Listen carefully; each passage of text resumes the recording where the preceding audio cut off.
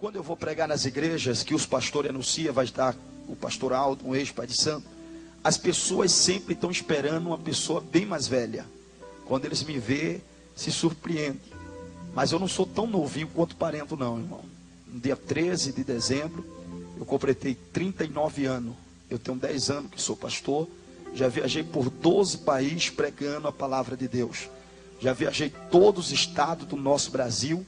Em cada canto e pedacinho do Brasil, eu tenho passado pregado a palavra do Senhor Jesus. Eu fiquei muito conhecido aqui no Brasil depois do ano de 2004. Em 2004 eu estive num debate com um padre chamado Padre Quevedo.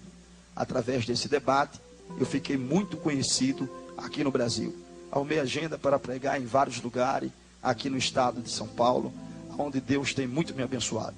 Eu moro ali no estado do Rio de Janeiro, em uma cidade abençoada, cidade quase toda a população é evangélico. Quem não é, é filho de crente, e é uma benção a minha cidade. Tenho viajado, irmão, ganhado almas para o reino de Deus. Mas eu fiquei muito conhecido através do meu testemunho. Muito jovem ainda, um adolescente com idade de 16 anos, eu fui comandante-chefe do alto escalão da Magia Negra. Com 16 anos de idade, eu passei pelo terreiro de Umbanda, Quimbanda, Candomblé, Vundum, feitiçaria. Eu cheguei ao grau 33, que é o último escalão da Magia Negra. No ano de 82, eu passei a trabalhar para a Rede Globo de televisão. Eu passei a consagrar as suas novelas e as suas minisséries. Em 82, eu consagrei uma minissérie chamada Sítio do Pica-Pau Amarelo. Em 85, consagrei uma novela chamada Chique Chique. Fiquei até o ano de 89, que consagrei a última novela, que foi a novela Tieta do Agreste. Fiz vários trabalhos para várias pessoas da Rede Globo, apresentadores e atores. Fiz trabalho para Renato Aragão, mais conhecido como Didi dos Trapalhões. Para quem não sabe, Didi é um babuer da magia. É o segundo alto escalão mais forte da Magia Negra. Ele aparenta ser bonzinho, mas se você pisar no calo dele, você não vai viver para contar história. É um terrível instrumento de Satanás, que vive através de rituais satânicos para ter prosperidade e fama. Fiz vários trabalhos para vários atores, atrizes. Fiz vários trabalhos para uma apresentadora de programa do Rio de Janeiro, conhecida como Xuxa. O seu nome traduzido na magia quer dizer Oxum e Orixá.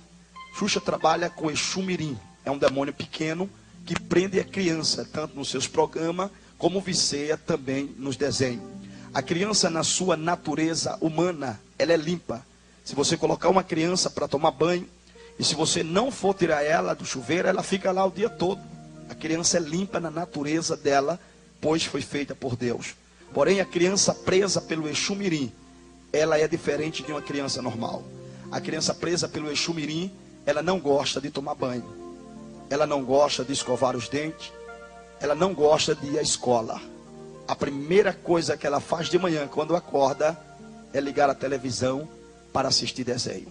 Essa criança está presa pelo Exu Mirim. Ela pode crescer e tornar-se lésbica, se for menina. Pode crescer e tornar-se um homem afeminado, se for menino. Você vai perceber que quando é menino, preso pelo Exu Mirim, ele começa a brincar como menina. Ele quer vestir roupa de mulher, passar batom na boca. E às vezes você acha que é porque ele é criança. Não. O Exu Mirim está transmitindo para ele uma força satânica, para que ele pegue espírito de homem afeminado.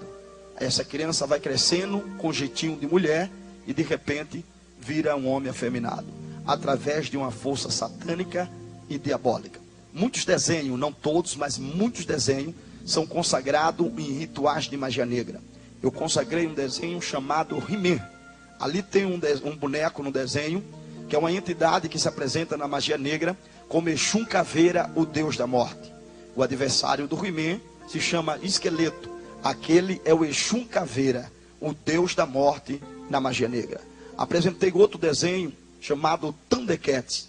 Ali tem uma entidade chamada Munhá. É um caboclo de Angola. Munhá, quando vai fazer o seu desenvolvimento, ele chega na frente de um cadeirão de água fervente e estende as mãos e diz: antigos espíritos do mal. Quando ele diz antigos espíritos do mal, ele está falando dos primeiros demônios que veio à terra. Ele transforma essa forma decadente, essa forma velha, em Munra.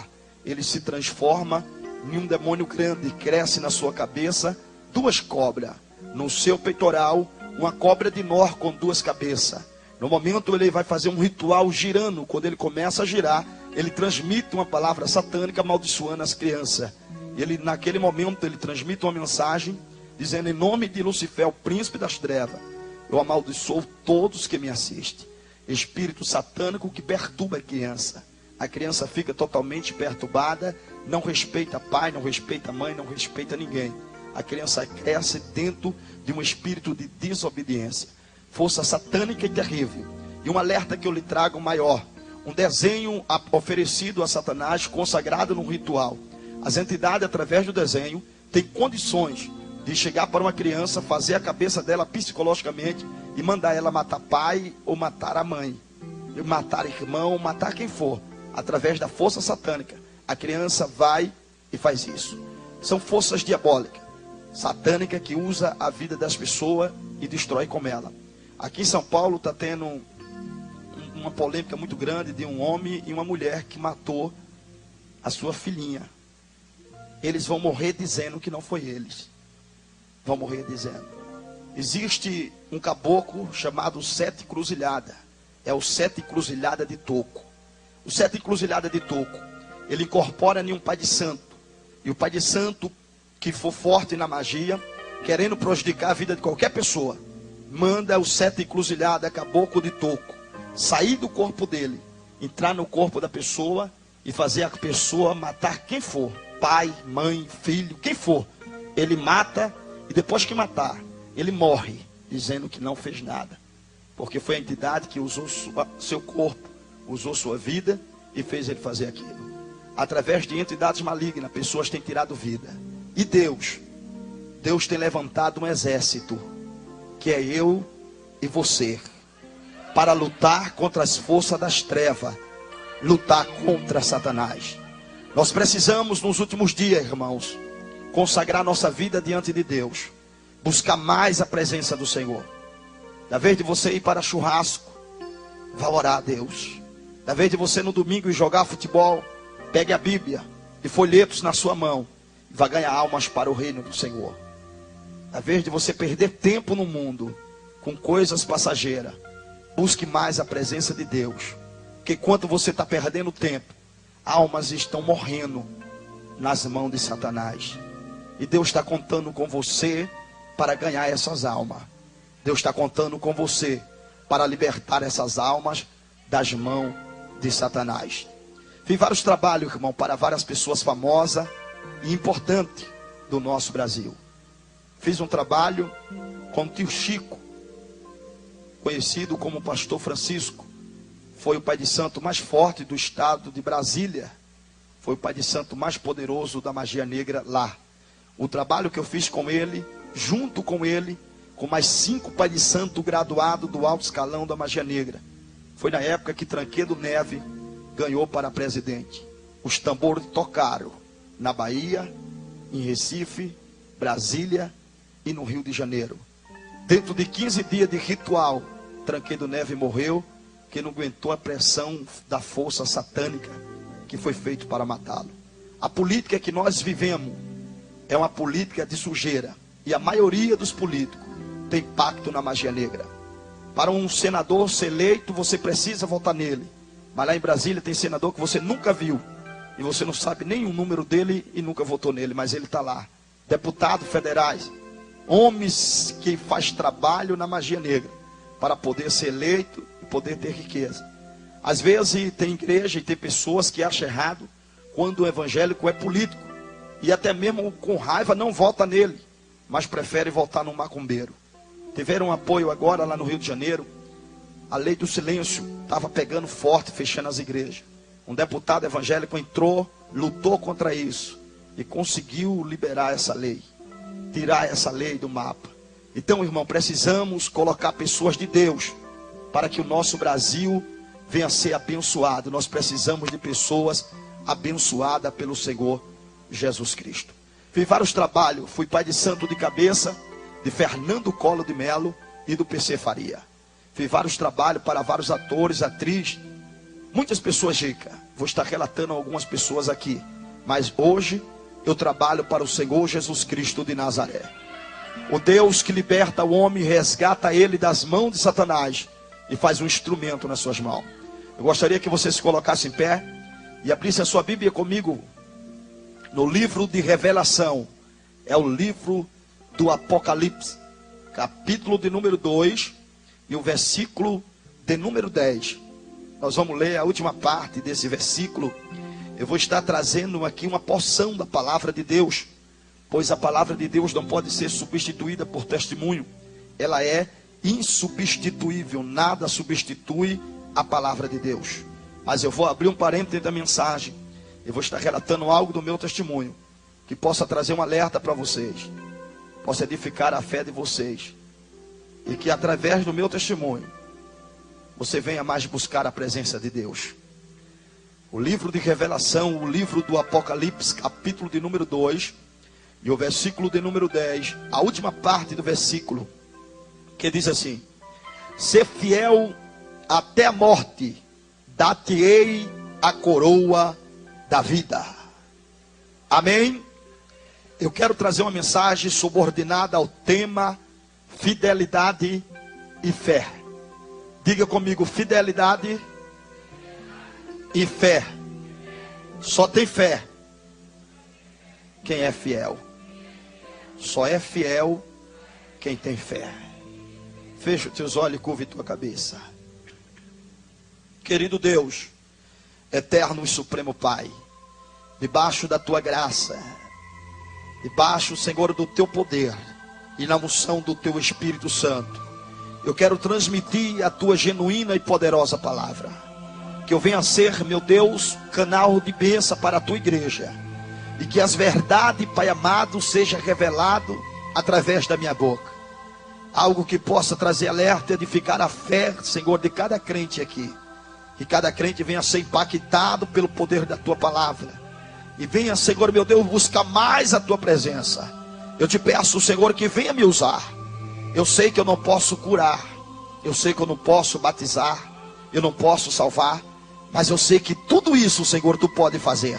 Portanto, nesta noite, Deus, tenha liberdade de fazer o milagre acontecer neste lugar, e o teu nome, ó Deus, ser glorificado.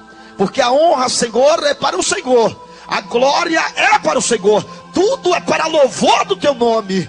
Eu te peço que nesta noite, Senhor meu Deus, o Senhor venha me usar e este povo venha ser impactado pelo poder da tua glória. Que a tua glória se revele e o teu nome seja exaltado. Recamaço que me deplaste que me entria. Pelo poder do nome de Jesus, eu já determino neste lugar o milagre em cada vida. Eu determino sobre cada vida aqui o milagre da parte de Deus, em nome de Jesus. Que crê assim, diga amém. Pode sentar, crendo na vitória. Quando falamos de fidelidade e de fé, nós lembramos do nosso irmão Jó. A Bíblia revela que Jó foi um homem, pode-se dizer, o homem mais provado dentro da Bíblia Sagrada. Foi Jó. Não teve nenhum outro homem que foi provado da mesma maneira que Jó. Jó era um crente fiel. A Bíblia diz que ele era fiel, temente a Deus e livrava-se do mal. Era um crente correto. Mas Deus resolveu provar Jó. Porque Deus não prova crente infiel. Deus só prova quem é fiel.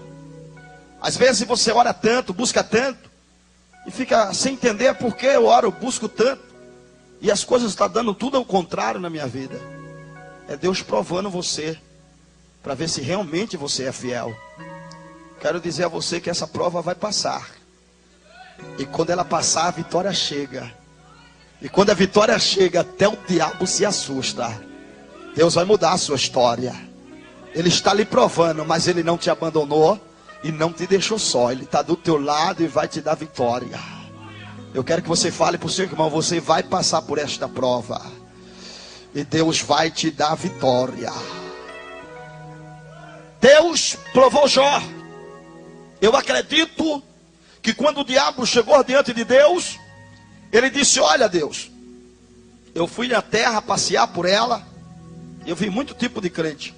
Crente mentiroso, crente rolão, crente enganador, crente invejoso. Vi toda a qualidade de crente. Mas Deus chegou para ele e disse: mas tu observasse o meu servo Jó? Jó era espelho, irmão. Era exemplo de crente. Jó. Tem crente que não dá testemunho de crente. Tem crente que não dá exemplo aos outros. Não revela que é cristão de verdade. Não mostra para o mundo o Cristo que vive nele. Mas Jó não, Jó era crente. Deus deu a Satanás como referência de um verdadeiro cristão. Mas o diabo, que ele não fica satisfeito quando vê alguém abençoado, ele disse: porém Jó tem de tudo que um homem pode ter na terra, de forma nenhuma ele será infiel a você. Deus disse: então vai lá e toca no que ele tem. O diabo começou a tocar, irmão. A notícia começou a vir. Às vezes você aceita Jesus, é empresário, a tua empresa começa a entrar em dificuldade. Os funcionários começam a dizer que não está rendendo, não está vendendo, não está indo, não está vindo e tal. E você entra em desespero. Muitos até deixam até Jesus. Sua empresa não vai falir não. Que o Deus que está te provando, Ele está bem pertinho de te aprovar. E quando Ele te aprovar, vai vir de um lado, vai vir do outro, a bênção vai chegar na tua vida. E quem está pensando que tu vai viver lá embaixo, no zero, vai pedir emprestado a você e saber que Deus é na sua vida. A notícia vinha e Jó disse o que aconteceu. A sua fazenda, meu senhor, foi destruída, um vento acabou com tudo. Jó disse: mas foi Deus que me deu. Foi Ele que levou. Louvado seja o nome do Senhor. Jó sabia que o controle estava nas mãos de Deus, irmão. O diabo não tem poder para nada. O controle está nas mãos do Senhor. E o que acontecer na sua vida é permissão de Deus, mas que vai servir para algo sobrenatural no seu viver. Deus nunca prova a gente, irmão, em vão. Ele sempre prova para dar vitória. Às vezes você tem um carrinho, perdeu, o ladrão levou. Sabe por que o ladrão levou teu carrinho velho? Porque Deus quer te dar um zero para o diabo ver que Ele é Deus na tua vida. Nada acontece por acaso. Tudo está nos projetos e nos planos de Deus. Deus tem bênção para a sua vida. Deus tem vitória para você. Mas Ele quer que você aceite. Deus quer que você aceite a aprovação dEle. Quando você aceitar que é Ele te provando, aí a vitória vem. Às vezes a moça namora um rapaz, é apaixonada, está doente por ele. Aí do nada ele acaba o namoro, desaparece. Ela não entende, fica revoltada, começa até a ficar oprimida. Deus tirou, foi do teu caminho uma luta. Deus tirou uma bomba que ia destruir com a tua espiritualidade. Agora o que Ele tem para você é bênção.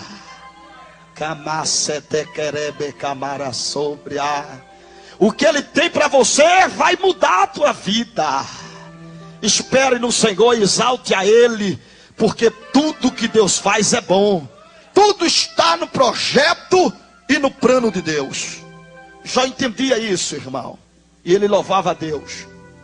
Mas perdeu tudo o que ele tinha. Tudo. A última notícia foi a fazenda da Casa Branca. A sua maior fazenda. Quando alguém chegou e disse: meu senhor, a sua fazenda da Casa Branca, veio um vento forte, bateu nas 4 colunas e a casa caiu. Jó não estava preocupado com a casa, não. Ele estava preocupado com os filhos, porque eram os filhos de Jó que moravam lá. E os meus filhos, e o moço disse: eles estavam embaixo e morreram, todos eles. Jó capítulo 3 diz que Jó rasgou sua roupa e amaldiçoou até o dia do seu nascimento. Ele perdeu o que ele mais amava, seus filhos. A Bíblia diz que todo final de semana Jó se reunia com seus filhos e ele ensinava os seus filhos a tributar a Deus. O segredo de Jó, dele ser tão rico, é que ele era fiel. Você sabe por que na igreja muitos empresários não prosperam? porque não é fiel. Ele não dá o dízimo porque acha que o dízimo dele é muito alto. E o que Deus tem dado a você? O que Deus tem dado a você não é alto? E o que o devorador tem tirado de você? Enquanto você não for fiel, meu irmão, o devorador não vai sair da tua empresa, da tua finança nunca. E não adianta dar pela metade, porque o pastor não sabe, mas ele sabe. E o dízimo é uma propriedade peculiar sua, é uma coisa exclusiva. Você tem que tirar em primeiro lugar os 10% e dar para o Senhor. Sabe quanto eu tinha que dar no centro? 40%. Os macumbeiros dão. E são fiel. Se não for fiel, os Exum e os caboclos pegam ele e arrebenta com ele. E eles têm que ser fiel. Deus está dizendo para mim que aqui tem muitos crentes que não têm sido fiel. E alguns estão dando o dízimo pela metade. Você está perdendo o seu tempo. Seu dízimo não está valendo nada. Seja fiel, que aí o Senhor será fiel com você. Seu carro vai parar de quebrar, vai parar de furar pneu, vai parar tanta coisa na sua vida, a sua história vai mudar. Mas quando você for infiel, o devorador não vai sair da sua vida. E o que você não dá para o Senhor, o devorador leva. Aqui diz: ser fiel até a morte, dar-te-ei a coroa da vida. Já foi fiel, irmão, temente e obediente ao Senhor. Mas a Bíblia diz que Deus só deu vitória a Jó quando ele entendeu que ele estava sendo provado por Deus. Deus só pode dar vitória a você quando você entender que está sendo provada e aceitar a aprovação de Deus. Aí a vitória vai vir sobre a sua vida. E quando a vitória vir, irmão, muitos vão se assustar com a tua vitória. A Bíblia diz que os amigos de Jó passavam e via a situação de Jó. E ele zombava, falava mal, dizia que era pecado. E apontava de várias formas.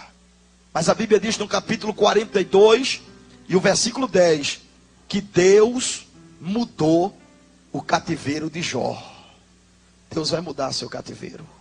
Fale para o seu irmão: Deus vai mudar o seu cativeiro. Deus mudou o cativeiro de Jó. E quando Deus mudou o cativeiro de Jó, os amigos de Jó agora voltaram a frequentar a casa de Jó. Porque quando estamos na prova, irmão, somos abandonados. Quando estamos na prova, os nossos amigos não ligam no nosso celular. O celular não toca mais, porque eles sabem que nós estamos provados por Deus. Mas quando estamos na bênção: oi, amada, oi, querida. Não estamos chamando amado, querida. É um carinho, é um amor. Mas quando estamos na prova, até longe da nossa casa passa. Mas Deus vai mudar a sua história. Seus amigos vão voltar a frequentar a sua casa. Vão voltar a ligar para você para saber que Deus te deu vitória. Latacamanta seca mende comederigdácia. Leplaste que mintria. Deus é fiel e é verdadeiro. Labacachumine que menerecia. Deus tem vitória, tem bênção para a sua vida. Quem viu você chorando, vai ver você sorrindo. Quem viu você na prova, vai ver você na bênção do Senhor. Ai de Camaraçume na raiz. Deus prova, mas não abandona e não nos deixa só. Está sempre conosco para nos dar vitória. Deus deu vitória a Jó. E a Bíblia diz que ele recebeu o dobro de tudo quanto antes possuía. Fale para o seu irmão: o que você perdeu é pouco para o que Deus vai te dar.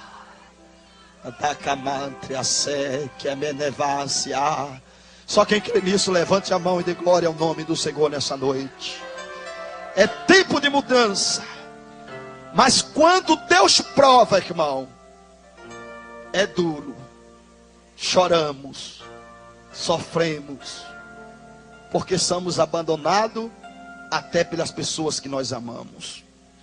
Eu quero trazer o meu testemunho agora para vocês e falar de uma mulher provada, que foi minha mãe. Eu vim de uma geração de pastores. Eu sou neto do pastor Manuel Inácio da Silva. O meu avô foi um dos pioneiros da Assembleia de Deus em Recife. Eu sou neto da irmã Lia. A minha avó foi a 5ª dirigente do primeiro círculo de oração fundado no Brasil. Quando fala Brasil, fala o mundo. O primeiro círculo de oração do Brasil foi fundado em Casa Amarela, pela Assembleia de Deus da Cruz Cabugá. A minha avó foi a 5ª dirigente. Vim de uma família grande da Assembleia de Deus. A minha mãe dirigia um grande círculo de oração na nossa cidade. Era conhecida como profeta. As irmãs chamavam da minha mãe canela de fogo, um vaso de Deus. No ano de 68, a minha mãe estava grávida de mim. Ela estava num círculo de oração orando. Deus levantou uma irmã em revelação profética. Aquela irmã colocou a mão sobre a barriga da minha mãe e disse: mulher, dentro do teu ventre tem um varão escolhido por mim. Ele vai crescer e vai ser um pregador da minha palavra. A minha mãe creu, irmão, e recebeu aquela mensagem profética. Mas o tempo passou. O ano de 75, eu tinha 6 anos de idade. Eu fazia parte de um grupo na igreja chamado Cordeirinho de Cristo. Mas eu de cordeiro não tinha nada. Eu estava mais para lobinho de Cristo. Eu era a criança mais terrível da igreja, era eu. Eu perturbava todos os cultos. Eu derrubava a harpa das irmãs, Bíblia, saía correndo na igreja. Quando os porteiros vinham atrás de mim, eu entrava debaixo do banco. A igreja nossa bem maior do que essa. Eu entrava debaixo do banco e ia saindo pelas pernas do povo. O porteiro me esperava no outro lado, eu via as pernas dele, eu voltava. Aí ficava no meio ali dos bancos, não dava para eles me pegar. Eu era terrível, irmão. Corria para lá, corria para cá. Os molequezinhos, os outros, os pequenininhos que ficavam junto de mim, eu descia o couro, descia a ripa. Os meninos queriam graça comigo de jeito nenhum. Eu era muito terrível. Mas ali, irmão, a maioria dos porteiros eram senhores de idade, não aguentavam me pegar. Mas Deus mandou um porteiro de outra cidade que veio congregar na nossa cidade. E o meu tio, que era o pastor da igreja, colocou ele na portaria. E ele era aquele porteiro zeloso. Porque tem 2 tipos de porteiro. Tem um porteiro zeloso e tem um porteiro padeciço. Já viu o porteiro padeciço? É aquele que fica assim, ó. Tem boca, não fala nada. Tem olho, não está vendo nada. Os meninos pula, corre, derruba tudo e ele. Igual um demente. Já viu um demente? Faz nada. Fica assim, ó. Serve para portaria não. Porteiro tem que ser atento. É a criança pulando, é a criança correndo e ele. A criança mexe até com ele. Desce o couro nele, ele está nem aí. Esse é o porteiro padeciço. Agora o porteiro zeloso não. O porteiro zeloso ele fica atento. Mexeu, fez barulho, correu. Ele está em cima. Ele é tão zeloso que às vezes as pessoas acham ele chato. Mas não é zelo pela igreja do Senhor.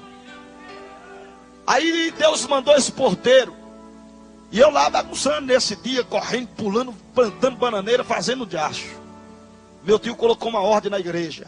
Surgiu uma moda. Porque infelizmente as modas saem para o mundo. Quem compra primeiro é a igreja. A igreja é a primeira a comprar a moda do mundo. Meu tio colocou uma ordem que não podia usar uma saia que saiu lá no Nordeste. Era uma saia chamada Deus queira que não caia. Essa saia era tipo uma toalha. Enrolava, colocava um ganchinho assim. E qualquer vento derrubava ela. Então, a Assembleia de Deus proibiu as irmãs usar. E eu pulando ali, correndo, quando da fé eu vi uma moça usando a saia Deus queira que não caia. Eu digo, essa é desobediente. Se eu arrastar a saia, meu tio vai achar bom, porque ela nunca mais vai usar, e eu vou ganhar um ponto com meu tio. Aí eu fiquei no corredor, como esse aqui na igreja. Eu fiquei esperando uma hora ela entrar no corredor. Quando de repente aquela moça entra no corredor para ir tomar água. Ela vai, quando ela volta, eu digo, agora eu pego ela. Aí eu pego carreira no corredor, vum! Quando passo perto dela, vá na saia. Aí Deus queira que não caia, caiu. Eu arrastei. Arrastei, a coitada ficou em desespero. A sorte dela é que lá no Nordeste, as moças, todo mundo, as mulheres, usa outra saia por baixo. É uma saia, esqueci o nome da saia, é uma saia que elas põem por baixo. Como? Isso, é na água. Ela usa uma nágua por baixo, é outra saia. Aí eu arrastei a de cima, aí ficou de baixo. Foi o livramento, senão ela ia ficar num aperto terrível. Aquele porteiro viu e viu a moça chorando. Ele chegou perto do outro porteiro e disse: mas rapaz, que menino danado é esse aí, que desde que começou o culto que o cabra tá pulando e correndo, agora pegou a saia da moça, a menina tá chorando ali, vou pegar ele. Aí o outro porteiro com medo, irmão, que tem gente que tem medo de família grande na igreja. Família grande não manda na igreja não, irmão, quem manda na igreja é Jesus. Família grande sai, Deus manda outra. É. Aí o porteiro com medo disse: ó, mexe não, a família dele é a maior família aqui. O tio é o pastor, a irmã é dirigente da mocidade, a mãe é dirigente do coral, dirigente do ciclo de oração, os irmãos bateristas, a família maior é dele. Não mexe não. O porteiro disse: mas a igreja não é deles, a igreja é de Jesus. Ele vai parar de bagunçar agora que eu vou pegá-lo. Aí a mocidade tinha ido para frente da igreja cantar. E os bancos dela estavam vazios da mocidade. Eu comecei a pular de banco em banco, pulava de um lado, pulava do outro, pulando lá, brincando em cima do banco. Terrível, irmão. Vamos dar fé, aquele porteiro bem altão, bem zeloso, veio. Quando ele se aproximou de mim, ele deu um grito que eu quase caí de costa. Quando ele disse: menino, eu olhei e disse: opa, o que é que o senhor quer? Ele olhou para mim, bem sério, e disse: eu quero que você desça daí. Aí, bem com autoridade, eu fiquei com medo dele, desci. Aí eu já ia me embora. Ele: epa, venha cá. Aí eu fui. Ele disse: me dê sua mão. Eu dei a mão a ele. Quando eu dei a mão, aí já senti que o clima ficou ruim. Ele segurou e apertou. Eu digo: eita, negócio aí não tá bom não. Aí quando ele apertou, eu fiquei com medo dele. Olhei para ele e disse: olha, o senhor tenha cuidado, que eu tenho pai e tenho mãe, viu? Ele disse: nem parece. Venha embora. Aí me levou para um corredor do lado da igreja, que é cheio de porta com cortina. Me levou para dentro de uma porta daquela, dentro de um quartinho daquele. Fechou a cortina, eu pensei: ele vai dar só uma bronca em mim. Quando ele fechou a cortina, deu logo uma chapuletada na minha orelha. Foi pai, eu não chambei. Aí quando eu me levantei chorando, ele disse: cala a boca. Eu digo: gente, e tem que apanhar e ficar calado, é? Ele disse: cale a boca. Se você voltar a bagunçar aqui, você vai apanhar tanto que até o caminho de casa você vai errar. Eu digo: agora danou-se de uma vez. Ele disse: vá sentar e fique quieto. Irmão, eu nunca vi uma chapuletada fazer o camarada virar um santo. Eu virei um anjo. Não virei crente, não, era um anjo. Se Jesus chegasse naquela hora, eu era o primeiro a subir. Mas eu fiquei tão crente que até glória eu dava. É? Os meninos vinham para perto de mim, eu digo: vai para lá que aqui eu estou adorando. Olha para aí. Eita, chapuletada boa, viu? A orelha ficou vermelha. É. Aquele homem ficou escalado para ficar na portaria na terça e na sexta-feira. Aí passou um mês, a minha mãe viu que os outros dias eu bagunçava. Aí ela chegou para mim e disse: ô meu filho, por que na terça e na sexta você fica tão comportado na igreja? Eu disse: ah, mãe, é o culto que eu mais gosto. Mas não era, irmão. É que quando eu ia entrar na porta, ele olhava para mim assim e fazia assim: cuidado, viu? Eu: beleza. É, remédio do doido é outro doido na porta, né? É. Os porteiros lá do Nordeste, irmão, eles são ensinados pela igreja para não deixar menino perturbar e nem deixar bebo bagunçar na igreja. Que às vezes o caba enche o quengo de pinga e vem perturbar na igreja. Eu pregando lá, 2 bebos, dando glória, aleluia. Eu digo: rapaz. Aí conversei com ele, eu disse: mas pastor, aqui tem os bebos da glória. Ele disse: dá. Quando os bebos entram, eu já ensino os porteiros. Mas você pode ir lá em Recife, você vai ver que os homens mais fortes da igreja são os porteiros. Bem grandes, já para intimidar os cabras. Aí quando um bebo vai entrando na igreja, que o porteiro percebe, vai logo 3. Um entra na frente do bebo, um do lado, outro de outro. Aí os 3 já juntam o bebo e olha: se você bagunçar aí na igreja, a gente vai levar você lá pro quartinho, vai estar num cacete tão infeliz, e só solta você amanhã. O bebo diz: nada, rapaz, eu vou adorar a Deus. Já entra dando glória. Eu pregando e o bebo, aleluia, dando glória. Eu digo: mas olha que coisa boa. Mas olha o remédio, bagunçou o couro desce. É, criança lá na igreja você não vê pulando e bagunçando não. No Nordeste você não vê não. Porque tem mãe, irmão, que traz o filho, solta o filho para bagunçar na igreja. O porteiro vai, reclama, ela acha ruim. Fica brava. Então não vá lá para no Pernambuco não. Porque se você for para lá, soltar o seu filho para bagunçar lá, ele vai apanhar. Se você chiar, apanha também. Lá o remédio é para todo mundo. Lá não tem negócio não. Ali, irmão, eu era muito terrível, terrível, terrível mesmo. Eu louvo a Deus que meu filhinho Jonathan canta. O negócio dele é tocar bateria, gosta de fazer barulho. Mas é uma benção. Não puxou o pai quando eu era pequeno, não. Eu era muito terrível. Eu não tinha amiguinho, eu brincava muito só. Eu sou filho da velhice dos meus pais. Quando meu pai estava em casa, ele fazia fazendinha no terreiro da usina que a gente morava para a gente brincar, eu e ele. E a minha mãe também, a minha mãe e o meu pai que me dava muita atenção. Mas um dia eu estava brincando com uma vassoura de cavalinho, andando ali ao redor de casa. Meu tio tinha ido passear na nossa usina, descansar. Ele amarrou uma rede no pé de manga de um lado para o outro, ficou lá deitado. E eu comecei a brincar, correndo para lá, para cá. Quando de repente eu vi o meu tio na rede. E ele roncava. Aí eu digo, meu tio está dormindo. Fui lá perto dele e ele estava dormindo. Eu digo, mas rapaz, como meu tio é folgado, come, agora vem deitar aqui, ninguém pode fazer barulho. Aí eu olhando para ele, eu olhei para a perna dele. Eu nunca tinha observado a perna de um homem adulto. E eu vi que a perna do meu tio era muito cabeluda. Aí eu puxei assim, aqueles pelos grandes. Aí eu achei estranho, eu olhei e disse, oxê, meu tio deve ter nascido com erro da ciência. Naquela semana, minha mãe tinha comprado caranguejo e tinha rapado as pernas do caranguejo com a faca. Eu digo, então eu vou limpar a perna dele e aproveitar que ele está dormindo. Aí eu fui atrás de uma faca, irmão.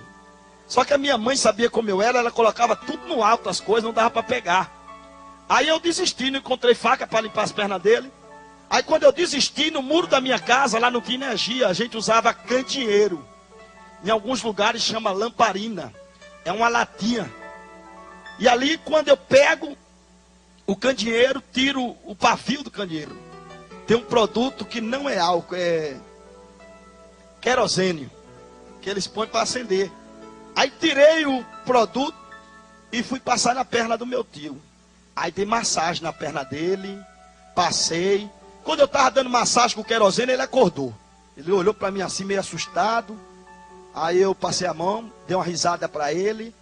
Aí ele disse, coitadinho do meu sobrinho, tão bonzinho. E o povo diz que o bichinho é endemoniado. Aí fazendo carinho pro tio dormir, eu digo, é verdade, durma. Aí o meu tio foi dormir, irmão, ficou dormindo. E eu brincando com a vassoura, eu já tinha dado a massagem nele.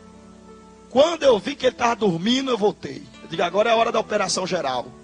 Aí peguei o fósforo e pum, toquei fogo. Meu tio levantou, irmão, parecia filme de terror. Correndo, gritando desesperado. Queimou o corpo do meu tio inteiro, deu queimadura 3º grau. Quase que o meu tio morre. Eu tinha um instinto, irmão, dentro de mim terrível. Meu tio sendo queimado vivo e eu achando aquilo tão engraçado. Ele gritando e eu morrendo de rir. Mas depois que a minha mãe ajudou, que apagou o fogo dele, minha mãe me deu um couro que eu nunca esqueci, irmão. Me deu um couro e colocou 1 hora de joelho com milho debaixo do joelho. Para arrebentar os milhos, ficou tudo no meu joelho. Era o castigo lá, é esse. Minha mãe, quando ia trabalhar, ela procurava as pessoas para me deixar. Ninguém queria ficar comigo. Olha como eu era tão bonzinho, ninguém. As meninas, não pode levar para lá. Lá no Nordeste, elas dizem assim, quem colocou seu Mateus é que balance ele. A minha mãe foi escalada para ir ao Recife, porque meu avô morava no Recife, e a minha mãe era a única da cidade que a gente morava, na usina, que andava um pouco no Recife, sabia andar. Porque São Paulo é perto daqui, né? Dá o quê? Quantos quilômetros? 80 quilômetros. Mas tem irmã que só tá ela lá em São Paulo, ela só vem daqui uns 3 meses. E olha lá se acertar voltar. Que é a cidade, quem mora no interior, quando vai na cidade grande, fica perdidinho. E a minha mãe sabia andar no Recife. As irmãs juntaram o dinheiro e deu para minha mãe e comprar o pano para fazer a farda do ciclo de oração da festa das irmãs. E eu fui com a minha mãe, peguei o trem na cidade de Ribeirão e fomos para a cidade do Recife, a capital de Pernambuco. Chegando em Recife, descemos numa estação de trem chamada 5 Pontas. Descendo em Recife e fomos ao centro. Compramos o pano para fazer a farda do círculo de oração. A minha mãe era profeta, irmão. Quando ela chegava na igreja, as irmãs olhavam para ela e as irmãs que não conheciam diziam, olha, é aquela ali, aquela irmã ali que é o vaso de Deus. É aquela que Deus usa. Minha mãe era muito usada e as irmãs gostavam muito da minha mãe. Mas Deus resolveu provar minha mãe. De uma provação dura. Quando minha mãe voltou comigo, já tinha comprado os panos, entramos dentro da estação 5 pontos. Eu entrei primeiro pela roleta e corri para se esconder. Eu fui brincar com a minha mãe de se esconder. Eu me escondi detrás da porta do banheiro da estação. A minha mãe começou a me procurar e já ficou aperreada, porque o trem estava parado. E o trem já estava indo embora para a nossa cidade. Minha mãe ficou desesperada sem saber o que fazer. Ali, irmão, minha mãe me procurando, o trem parado, sai um garoto de dentro do trem. E aquele garoto confundiu minha mãe. A minha mãe pensou que o garoto era eu. Aquele garoto usava uma roupa igual a minha. Eu estava com uma camiseta preta e um short vermelho. Aquele garoto estava com uma camiseta azul e um short vermelho. Só que aquele garoto usava também um tênis que eu também estava usando.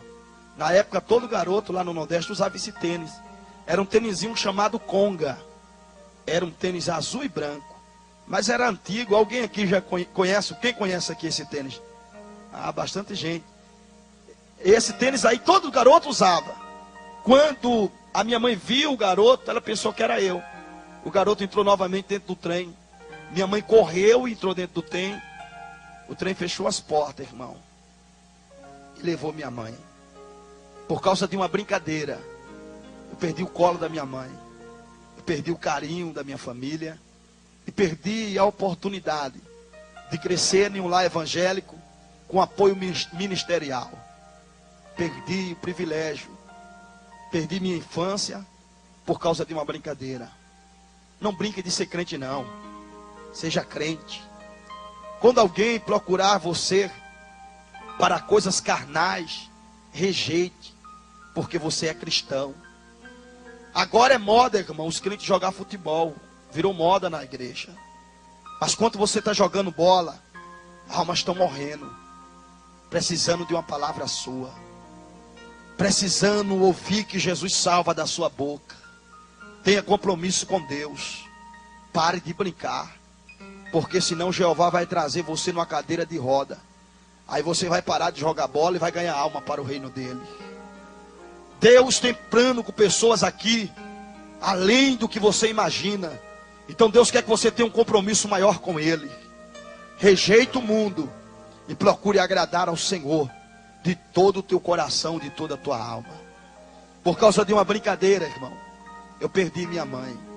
Quando eu saí detrás da porta daquele banheiro, o trem estava levando a pessoa mais importante da minha vida, a minha mãe. A minha mãe, irmão, me defendia de tudo e me defendia de todos. Um dia minha mãe estava tirando leite da vaca no curral. Ela amarrou a vaca e levou para o curral para tirar leite. Eu ia entrando no curral, um outro garoto que estava com um pai que era boiadeiro, disse para mim: olha, não vai com essa roupa não, que vaca não gosta de cor vermelha. Eu disse: então eu vou ver agora se gosta ou não. Aí tirei a camisa para passar na cara das vacas. Quando eu entrei dentro do curral, saí passando, as vacas não faziam nada. Só que a vaca que a minha mãe estava arrastando, levando, a vaca olhou e viu eu fazendo aqueles movimentos. Ela invocou-se e veio para cima de mim. Quando a vaca arrastou, minha mãe não esperava, estava com a corda segura na mão.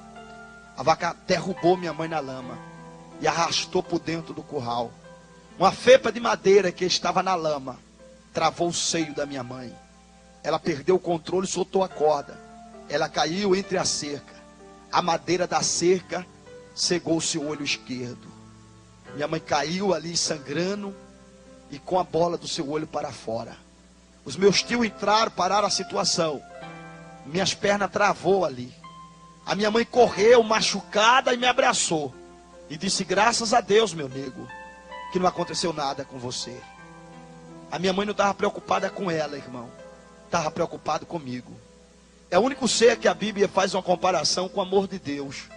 É o amor de mãe. Mãe ama mais do que marido, mais do que namorado. Mãe ama mais do que tudo. Mãe ama mais do que o pai. O amor de mãe, irmão, é sobrenatural. Se uma filha, por mais desobediente que seja, ela sai para uma balada, de 10 horas eu estou aqui, mãe. Deu 10 horas, o pai já está roncando. A mãe não. Quando a filha não chegar, a mãe não dorme. A mãe, irmão, é o ser na terra que merece o maior carinho. É a mãe. Mas só sabe o valor de uma mãe que já perdeu a sua. Eu perdi minha mãe. Perdi minha mãe naquele dia. Perdi minha alegria. Perdi minha juventude como criança. Perdido, eu fiquei chorando ali, desesperado. Minha mãe voltou para a nossa cidade. O garoto que ela pensou que era eu, ela encontrou lá dentro, viu que não era. Ela ficou sem saber o que fazer.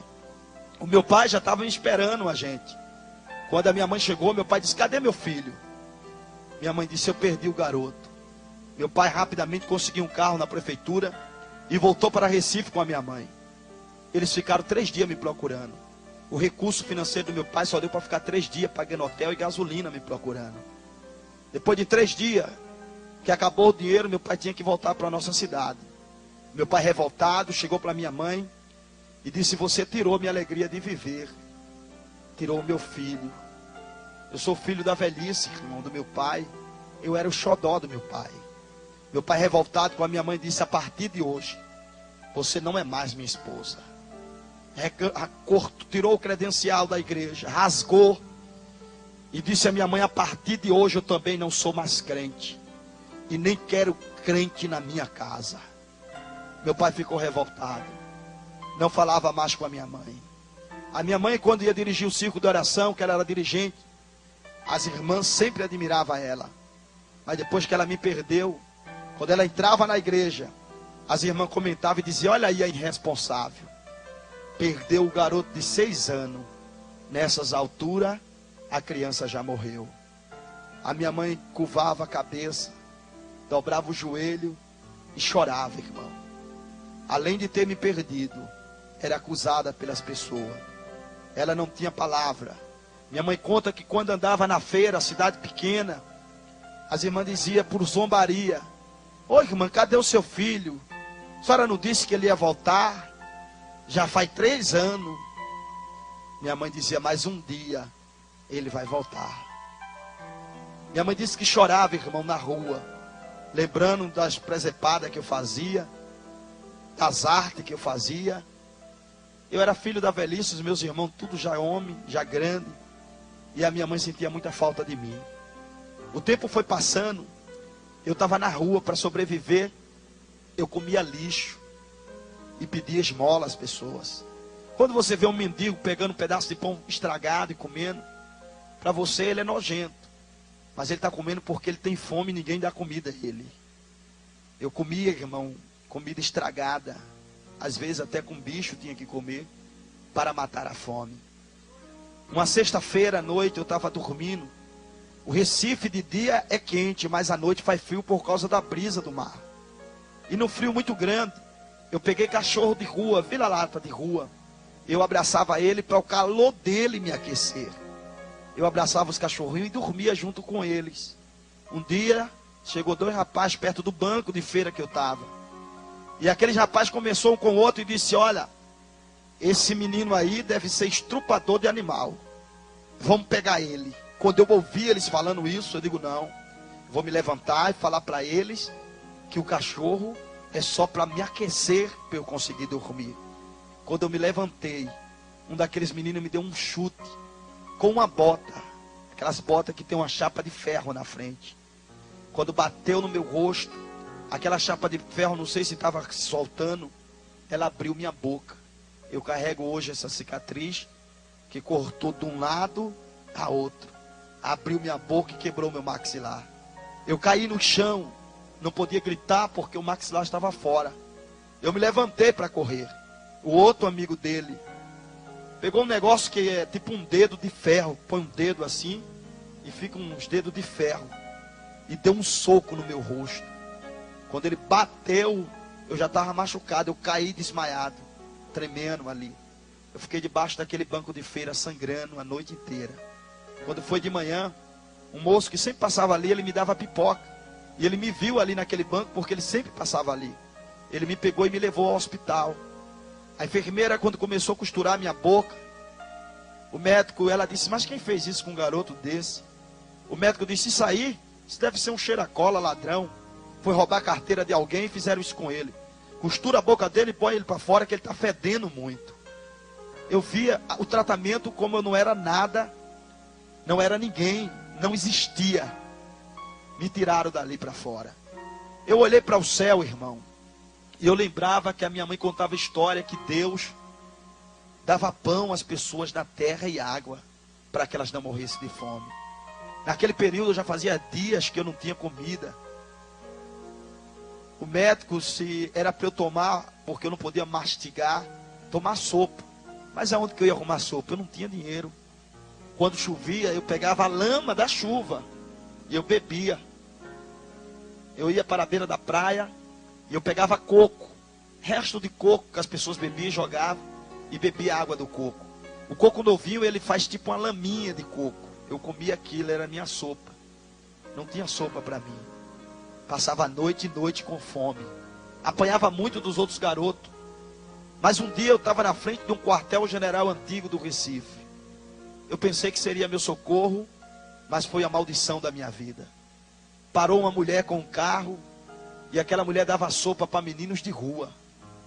Eu não sabia quem era aquela mulher. Aquela mulher era a macumbeira mais poderosa do estado de Pernambuco, conhecida como Tia Diná, comandante e chefe do alto escalão da magia negra. Quando eu entrei na fila para comer a sopa, ela me tirou da fila. Eu disse: a senhora não vai me dar sopa? Ela disse: claro que eu vou. Estou tirando você da fila porque você é uma criança especial. Você vai comer a sopa que você quiser. Aquela mulher me deu bastante sopa. E ela chegou para mim e ela disse: você está na rua por quê? Você não tem pai nem mãe? Eu disse: eu tenho, mas eu me perdi da minha mãe e eu não sei voltar para minha casa. Eu falei o nome da minha cidade para ela, ela disse que não conhecia. Ela falou: olha, se você quiser, eu levo você para minha casa. Eu vou cuidar de você igual um filho para mim. Eu perguntei para ela: na casa da senhora, tem comida para eu comer?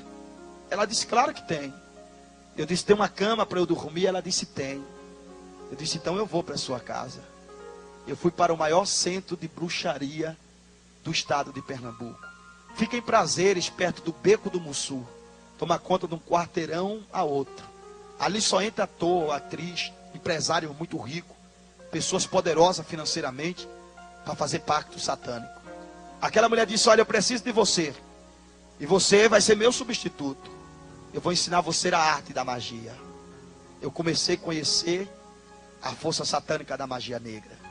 Ela chegou para mim e disse: olha, você não tem pai e você não tem mãe. Eu disse: claro que eu tenho pai e tenho mãe. Ela disse: não tem. Você vai ficar nesse quarto trancado. E só vai sair dele quando você entender que você não tem pai e não tem mãe. Ela me trancou em um quarto escuro durante 45 dias. Ela só me dava comida 10 horas da noite.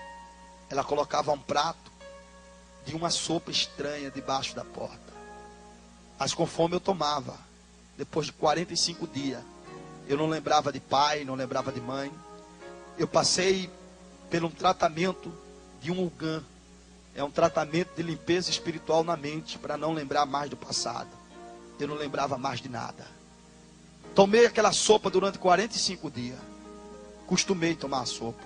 Quando eu saí do quarto, eu pedi a ela a sopa. Ela disse: vai lá na geladeira e pegue. Eu fui pegar a sopa. Quando eu abri a geladeira, não tinha sopa. Era sangue humano que ela me dava com sal. Mas ali eu estava acostumado. Dentro daquele processo, eu comecei a liberação de receber incorporações de guia. Ela me trancou em um quarto de desenvolvimento mais 7 dias para receber os guias. Os guias mais fortes, eles são controlados pelos babuê, os babuá, o babolhá e os babalorixá. São os pais de santo poderosos de Angola. Esses pais de santo, se ele fizer um ritual para matar uma pessoa, ele mata a pessoa naquela hora, se Deus não tiver plano. Se fizer um ritual para pôr uma lepra, uma doença, a pessoa perder toda a sua parte financeira, ela é perdida e destruída. São os pais de santo mais poderosos da magia. Ela me trancou em um quarto, que era dos babalorixá de desenvolvimento, durante 7 dias. No penúltimo dia que eu estava ali, eu comecei a receber as incorporações dos guias, que só os pais de santo graduado poderoso recebia. Os babuê, os babuá e os baboliá e os babalorixá recebia. Eu recebi numa noite só os guias que todos eles recebiam de ano em ano. Quando eu saí dentro daquele quarto, A mãe de santo olhou para mim, ela viu o número de grau da magia negra que eu recebia, as incorporações. Ela ficou com medo. Ela disse: olha, eu vou mandar você agora para a Bahia, porque você está recebendo um guia muito forte, e eu não trabalho com eles. Você vai ter que ir para a Bahia, desenvolver com a mãe menininha do Cantuar. Me mandou para a Bahia. Fiquei de 7 a 8 meses com a mãe menininha do Cantuar. A mãe menininha me ensinou toda a arte da magia, todo o controle de poder satânico, toda a força da magia negra. Quando eu saí de lá, ela disse para mim: olha, você vai comandar 27 terreiros do alto escalão da magia negra. Não aceite desaforo de nenhum homem. Eu dava um salto de 3,5 metros de altura. Deus sabia que eu ia me converter. Sim ou não? Sabia ou não sabia? Ele sabia que eu ia contar hoje a vocês que eu dava um salto de 3,5 metros de altura. Sim ou não? Só que ele sabia que vocês não iam acreditar. Aí ele permitiu eu ir numa praia chamada Velmar, perto de uma usina chamada Trapicho, perto da cidade do Cabo. Lá eu dei um salto de 3,5 metros de altura. Um pai de santo chamado Pelé bateu uma foto e me deu aquela foto. Eu não sabia para que ia servir. Hoje eu sei. Serve de testemunho. Aqui estou incorporado com o Exum Capa Preta e o Exum do Lodo, dando um salto de 3,5 metros de altura. Nenhum homem, na sua capacidade humana, ele consegue fazer isso. Isso é a incorporação de um Exum poderoso da magia, que me dava força e poder sobrenatural. Incorporado com essa entidade, eu mataria qualquer homem e qualquer pessoa que me desafiasse. Eu passei a ser temido e conhecido em Pernambuco como menininho do inferno, o pai de santo mais novo do estado de Pernambuco. Comecei a fazer grandes trabalhos. Em 82, eu conheci Dr. Roberto Marinho, o dono da Rede Globo. A mãe de santo disse para mim: olha, eu vou te apresentar um homem muito poderoso, e que ele gostar de você, ele vai contratar você para trabalhar para ele. Fiz um ritual para ele, ele gostou. Me contratou para consagrar as suas novelas e as suas minisséries. Eu consagrei a minissérie em 82, Sítio do Pica-Pau Amarelo. Passei nesse período consagrar as novelas. Se, irmãos, a Bíblia diz que Deus, ele não condena o inocente como culpado. Porém, o culpado, Deus não poupa como inocente. Se esse copo de água está aqui, e é uma ordem que não pode beber a água desse copo, eu bebo sem saber. Eu sou inocente ou eu sou culpado? É? Por quê? Porque eu não sabia. Mas se é proibido beber essa água, e eu sei, e eu bebo, eu sou inocente ou eu sou culpado? Sou culpado porque fiz sabendo. Vocês vão ficar sabendo de algo aqui, que a partir de hoje vocês não vão ser mais inocentes. A partir de hoje vocês vão ser culpados. Consagrei as novelas para a Rede Globo de televisão. Isso aqui é um papelzinho do pedágio indo para o Rio de Janeiro. Da minha cidade até aqui, tem quase 9 pedágios. Ele está 9 papelzinhos desse aqui. Atrás está escrito: criança desaparecida. Essa criança desapareceu, ela tinha 13 anos de idade. O Fabiano, ele desapareceu em 96. 13 anos de idade. Será que o Fabiano saberia falar para as autoridades o nome do pai e da mãe com 13 anos? Sim ou não? Será que ele sabia dizer o bairro e a cidade que ele mora? Sim ou não? Então já era para estar em casa, não era? Por quê? Faz tanto tempo e ninguém encontrou o Fabiano ainda. Eu vou lhe explicar por quê. Aqui tem outro papelzinho, a Tatiane. Ela desapareceu em 92. Ela também tinha 13 anos. E não voltou mais para casa. Aqui tem vários papelzinhos de pessoas que desapareceu, que não voltaram mais para casa. Sabe por quê, irmão? Essas pessoas aqui, elas não se perdem. Elas são sequestradas para ser sacrificadas em rituais de magia negra. Eu quero trazer um alerta agora para você que é noveleira. A novela é uma arma poderosa nas mãos de Satanás. Uma novela, antes de entrar no ar, é feito um ritual satânico. A novela é oferecida a um caboclo, chamado Caboclo de Orixá. O Caboclo de Orixá, ele pede como sacrifício 6 crianças. Amarra os pés das crianças, os braços, coloca sobre um altar, uma mesa que embaixo tem um funil. Pega um punhal de um tranca-rua e trava o coração da criança. Quando retira esse punhal, tem que apertar para dar pressão para o sangue sair. A criança se bate em cima da mesa até morrer. Quando ele retira o punhal, retira o sangue da criança, retira a carne dos ossos, depois pega os ossos, queima como incenso ao caboclo de Orixá. Assim é o processo com 6 crianças. A novela é consagrada. Os atores que fazem parte da magia, fazem parte do ritual feito com a vida das crianças. A novela entra no ar com poder terrível. No dia do juízo final, os pais de santo que matam essas crianças vão pagar pelo sangue inocente dessas crianças. Os atores, as atrizes que têm parte na magia também vão pagar. Mas você sabe quem são os primeiros, os principais assassinos dessas crianças? Você sabe quem é? Todos aqueles que assistem novela. Você é a primeira pessoa que mata essas crianças. É por causa do seu ibope, é por causa da sua audiência, que essas crianças aqui é morta. Você é a pessoa principal que mata elas.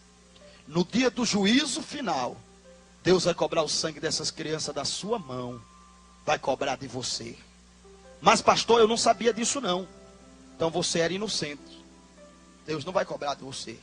Você não sabia? Só que a partir de hoje, você está sabendo. A partir de hoje, você não é inocente mais não. Cada novela que você assistir a partir de hoje, coloque no seu caderninho: matei uma criança. A partir de hoje, você será culpado do sangue inocente dessas crianças.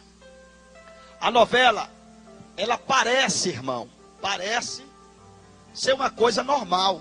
Se você ver, você vai achar que é normal. Mas eu vou somente dar um exemplo para você ver que não é normal. Nada na televisão prende alguém como a novela. Nada. Às vezes nem Deus fala com você. O Espírito Santo dentro de você diz assim: não assista mais novela. Aí você diz: eu só vou assistir essa novela e vou parar. Aí você assiste. Aí passa a cena da outra novela. Aí você continua assistindo a novela. Você fica presa pela novela. Você pode observar, pode pegar a moça mais calminha aqui. Tem moça que é tão calma, né, que dá até preguiça de conversar com ela. Pega ela bem calminha e põe ela para assistir novela. No momento que ela estiver assistindo novela, aí você vai brincando, vai lá e desliga a televisão. Aí você vai ver ela pegar uma panela de pressão e quebrar em 2 bandas na sua cabeça. É o momento, irmão, que a mulher fica atacada. No momento que ela está assistindo novela, ela não quer barulho nenhum não. Se uma criança chorar, ela quer que a criança cale-se de qualquer jeito. Ela fica atacada, terrível. A novela é uma arma de Satanás. 60% da mulher que traz o marido é através da novela. A novela é uma força muito poderosa e satânica. O diabo sabe que entre o homem e a mulher, a parte romântica é a mulher. A mulher é romântica. O homem não é não. O homem é bom, mas romântico ele não é não. Ah, pastor, meu namorado é romântico.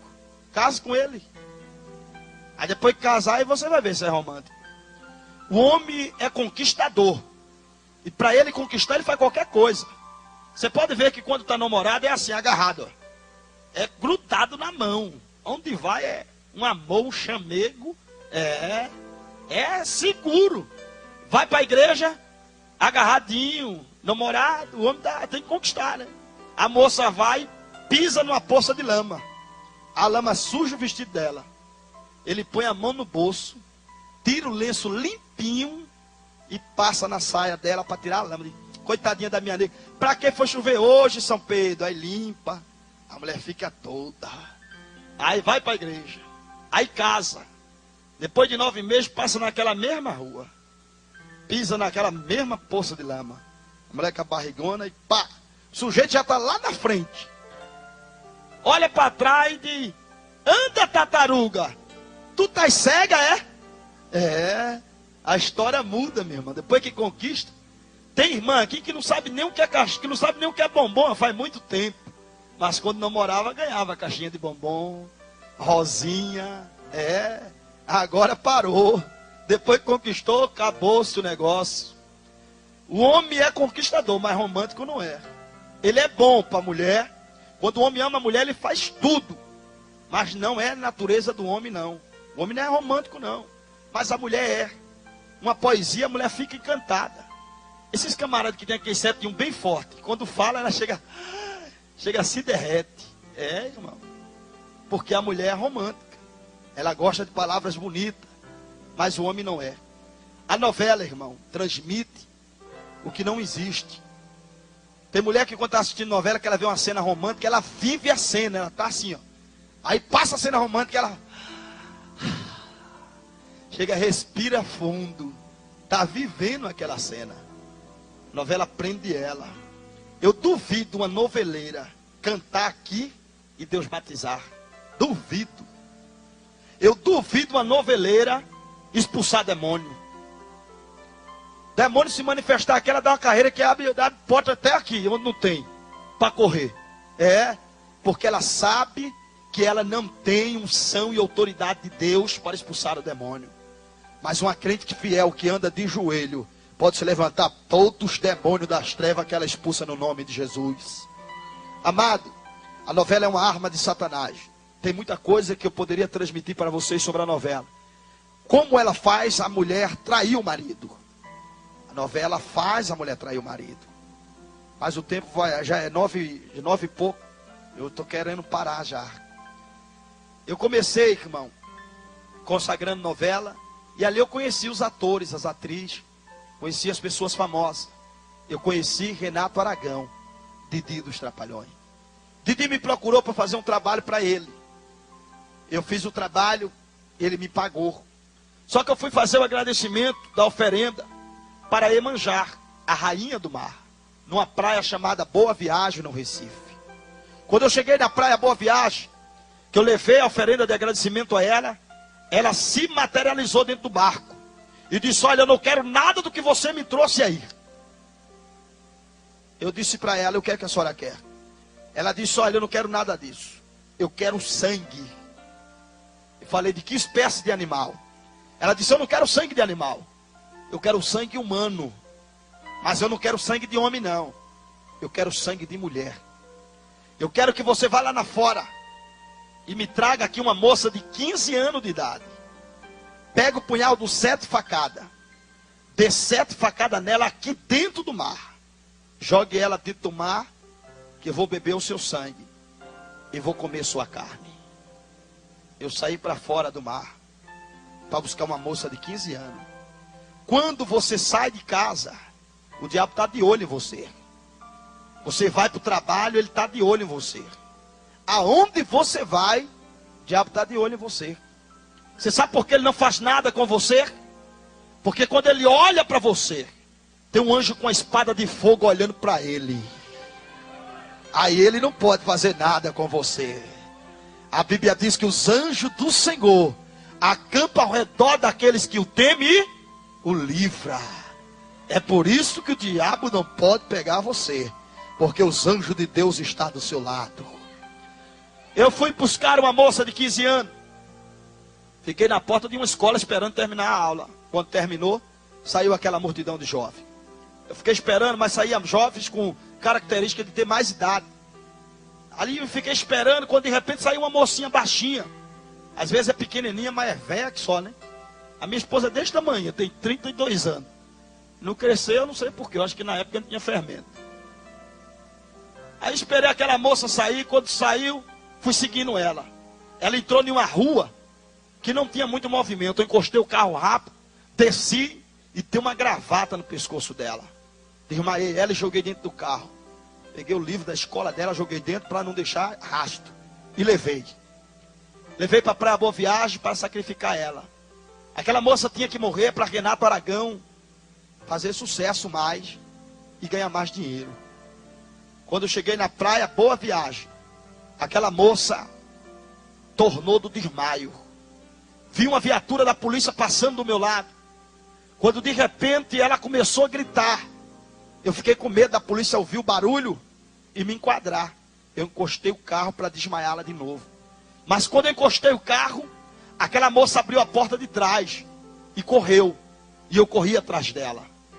Se aquela moça corresse para o centro do Recife, eu não poderia pegar ela porque alguém poderia ajudar. Mas ela correu para a beira da praia. E a Praia Boa Viagem é muito larga, é bem grande. E eu corri atrás dela na praia. Rápido eu alcancei ela. Aquela moça era branca de cor.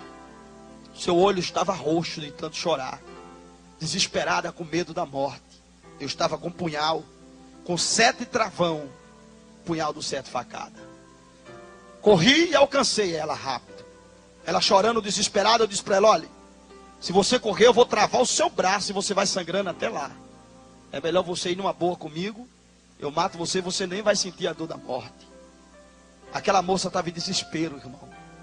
Com medo de perder sua vida, seu futuro, os seus projetos e o seu sonho. Eu era um instrumento do diabo. Para mim matasse ela não tinha problema nenhum. Mas eu me aproximei para pegar ela e levar. Ela chorando, desesperada, olhando para mim, com medo da morte, querendo socorro. Eu me aproximei dela. Quando eu me aproximei, ela deu um passo para trás, levantou a mão. Eu pensei que ela ia tentar se defender, lutar comigo. Eu digo, eu dou um soco na testa dela e desmaio. Me aproximei mais perto e fui dar um soco nela. Aquela moça levantou a mão e deu um grito. Disse: Satanás, pelo poder do nome de Jesus, eu te repreendo agora. Naquele momento surgiu uma luz forte daquela moça, me candeou, derrubou-me no chão, através do Exu e o caboclo que estava comigo. Eu caí no chão. Na hora que eu caí no chão, aquela moça estava toda vermelha, brilhando, se aproximou de mim e disse: moço, eu tenho dono, e o meu dono é criador do céu e criador da terra. Só quem tem dono aqui, levante a mão e dê glória a ele nessa noite. Aleluia. Naquela hora, o meu corpo paralisou e eu não consegui me levantar. Aquela moça foi embora. Quando eu me levantei, aquela moça não estava mais ali. Mas quando eu entrei dentro do carro, encontrei o livro da escola dela. E ali tinha nome e endereço dela. Eu disse: ela deve ser uma mãe de santo, mas eu vou matar ela no ritual. Chamei os pais de santo forte para fazer o ritual comigo. Fizemos o trabalho. Eu mandei o Exu do Lodo matar ela. O Exu do Lodo não voltou mais para o centro. Eu fiz o outro ritual e mandei o Exu Caveira, o Deus da morte, matá-la. O Exu Caveira foi e voltou. Se materializou no centro. Materializado, se apresentou para mim. Eu disse: você matou a moça? Ele disse: não. Nem matei e nem posso matar. Eu não posso tocar no fio de cabelo dela. Eu disse: ela é mais graduada do que eu, é mãe de santo ela. Ele disse: não, eu não posso matar ela, porque ela pertence ao Deus Todo-Poderoso. Você pertence a um Deus que é tremendo e é terrível. O diabo não pode tocar na sua vida, porque Deus está do seu lado para te dar vitória e te livrar das mãos de Satanás. Aleluia. Eu fiquei revoltado com aquilo. Eu liguei para a mãe menininha do Cantuá, na Bahia, me explicar com ela. E contei a situação para ela. Ela disse: o que a entidade disse para você? Eu disse: olha, falou para mim que a moça era crente e não podia matar. Ela disse: mas você ficou 8 meses comigo aqui, e eu falei para você várias vezes que não pode fazer trabalho contra esses cristãos. E eu disse: mas qual é o problema? Eles não é gente, não? Ela disse: é gente, mas o Deus dele não deixa que a macumba pegue neles. Macumba não pega na tua vida porque o teu Deus te protege contra ela. Arabacamara Sorabacamandaracia. Redova soube nagasoube berga. Eu disse agora, ela disse, olha, você lembra que eu falei que você poderia ser um grande babuê? Ou um grande babalorixá? Eu digo sim. Ela disse, você quer ser? Eu disse, claro. Ela disse, então, para de mexer com os crentes. Eu disse, se eu não parar? Ela disse, você vai morrer. Eu disse, mas quem vai me matar? Ela disse, o Deus dos crentes. Eu disse, mas a senhora disse para mim que os meus guias me protegem de tudo e de todos. Ela disse, mas dele não. Ele arrebenta com tudo. Fale para o seu irmão, o seu Deus arrebenta com o teu adversário nessa noite. Rabacabanda gachou-me de quebedecia. Radorg de surg dai. Rei chobe a camantria surg dai. Macumbeiro que faz macumba contra você vai morrer de fome, porque a macumba não vai chegar na sua vida. Não tenha medo de macumba nem de macumbeiro, porque o maior é Deus e Deus está contigo para te dar vitória. Aleluia. Apresentei, irmão, vários trabalhos nesse período. A mãe de santo disse para mim, olha, quando alguém falar para você fazer um ritual de morte, procure saber quem é a pessoa que vai ser atingida pelo ritual. E se for cristão, não adianta você fazer. Eu fiquei nesse naipe fazendo dessa forma. Uma moça me procurou depois de uns 15 dias e disse, fiquei sabendo que o senhor faz trabalho de morte e eu quero matar uma mulher. E eu disse, o que ela fez para você? Ela não fez nada para mim, só que ela está com um homem que eu sou apaixonado. E eu disse, o homem é seu namorado? Ela disse, é meu namorado e é marido dela. E eu quero matar ela para ficar com ele. Eu disse, você tem dinheiro? Ela disse, tem. Quanto você quiser eu pago. Eu disse, então eu quero que você me traga uma foto da moça. E eu quero que você procure saber que religião ela é.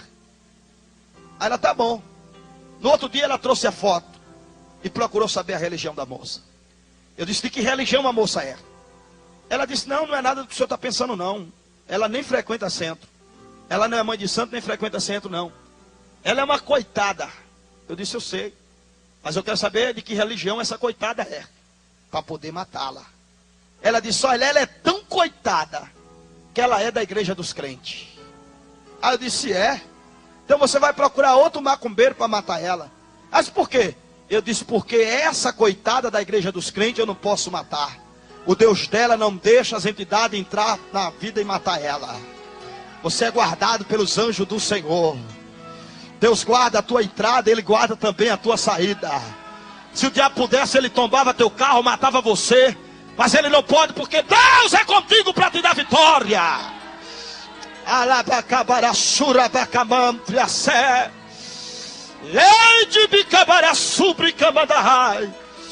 Deus é o Deus que nos protege, irmão. Você pode não ter dinheiro, mas você não precisa de guarda-costa. O leão da tribo de Judá está do seu lado para te dar vitória.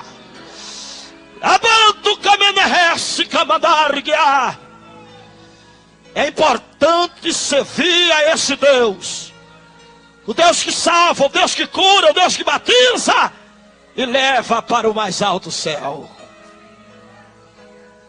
Naquele período, eu parei de fazer trabalho contra os crentes. Eu consagrei a última novela. Foi a novela Tieta do Agreste. Consagrando a novela Tieta do Agreste, irmão. Foi descoberto alguns crimes que eu havia cometido. As pessoas que trabalhavam para nós, trazendo criança, também foram presos. E entregaram o centro e me entregaram. A Polícia Federal veio me prender. Fui preso. Não podia ficar no presídio da Libra Bruno, era o presídio de segurança máxima do estado de Pernambuco, porque a população do estado queria me matar. Eu fui enviado para o presídio São Leonardo, no estado de Alagoas. Só que o jornal e a TV do estado falou, está vindo para o presídio São Leonardo o maior comedor de criança do estado de Pernambuco, o pai de santo menininho do inferno. Macumbeiro terrível. Fez uma propaganda terrível minha. Os presos estavam tudo me esperando para me matar. Esse moço vai ser morto em pouco tempo, vai ser morto em qualquer prisão aí. Porque o que falaram dele, da morte da criança, quando ele cair numa prisão, que tiver bandido mesmo, os bandidos matam ele e matam também a mulher. A população estava revoltada. O carro da polícia ficou todo arrebentado de pedra, a população jogando para me matar. E eu pensando, eu tinha na época 20 anos de idade, ia fazer 21. Eu digo, mas no final que esse povo, o que é que eles querem me matar? A revolta da população. Eu fui para o presídio de segurança máxima. Lá dentro do presídio eu fiquei em um quarto preso, que é o quarto do castigo, para depois ser liberado, para poder andar dentro do presídio. Quando me soltaram para poder andar dentro do presídio, irmão, eu apanhava muito ali dentro. Os presos me arrebentavam, era chute, pancada. Eles pegavam um espeto, que é feito com o cimento da cama embaixo, aquelas varas de ferro, eles quebram embaixo e faz um punhal. Uma certa vez, eu estava na fila do almoço, uma fila grande. Um preso chegou do meu lado com um punhal com mais ou menos 2 palmos do tamanho do punhal. Chegou do meu lado e disse, macumbeiro. Quando eu virei, ele disse, tu agora vai morrer. Travou minha barriga, perto do meu umbigo. Ele me deu uma punhalada que o punhal, se pudesse travar, sair no outro lado, sairia. Mas bateu na minha espinha atrás e travou. Quando ele me furou, ele começou a mexer o punhal. E disse, você vai morrer agora. Quando ele tirou o punhal de dentro da minha barriga, o sangue começou a jorrar. Eu caí. Os outros presos começaram a bater em mim, chutar a minha cabeça. Os carcereiros demoraram a chegar esperando eu morrer. Mas eu não entendia porque eu não morria, irmão. Chutaram, bateram. Eu era para morrer. Mas Deus não veio matar-me. Ele veio me libertar. E mostrar que Ele é o libertador.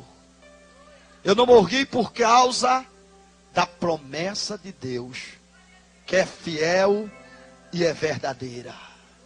Ali, irmão, eu levei 8 punhaladas no período que fiquei no presídio.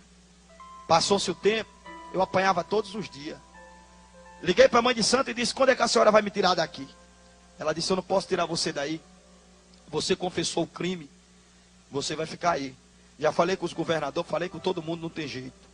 Mas vamos ter uma reunião agora com os babalorixá. E vamos ver o que é que vamos fazer por você. Teve a reunião. Os babalorixá disseram, olha, ele mexeu muito com o crente, atrapalhou alguns centros aqui, dispensa ele da magia, deixa ele na prisão, deixa morrer lá mesmo. Quando eu liguei para ela, ela disse, olha, eu tenho uma notícia ruim para te dar. Eu disse, fale. Ela disse, você foi dispensado da magia. Você não faz mais parte da magia negra. Eu disse, e agora? Ela disse, agora você se vira. Eu disse a ela, mas a senhora sabe que eu não tenho pai, não tenho mãe, não tenho ninguém. A única pessoa que eu tenho é a senhora. A senhora é minha mãe. Ela disse, eu nunca fui tua mãe. Tu entrou nessa roubada só. E é só que tu vai ficar. Eu era um jovem de 20 anos, irmão. Agora não era mais macumbeiro. Eu nunca tinha entrado numa escola para estudar. Eu não sabia nem assinar meu nome. Eu só vivia dentro da magia. Eu nunca tinha brincado com carro. Não tinha amiguinho nem colega. Eu vivia preso dentro do centro fazendo magia. Foi aquilo que eu aprendi. Ruim, mas foi o que me ensinaram. Ali, irmão, agora era um jovem de 20 anos, preso em um presídio onde 2.000 presos queriam a minha cabeça.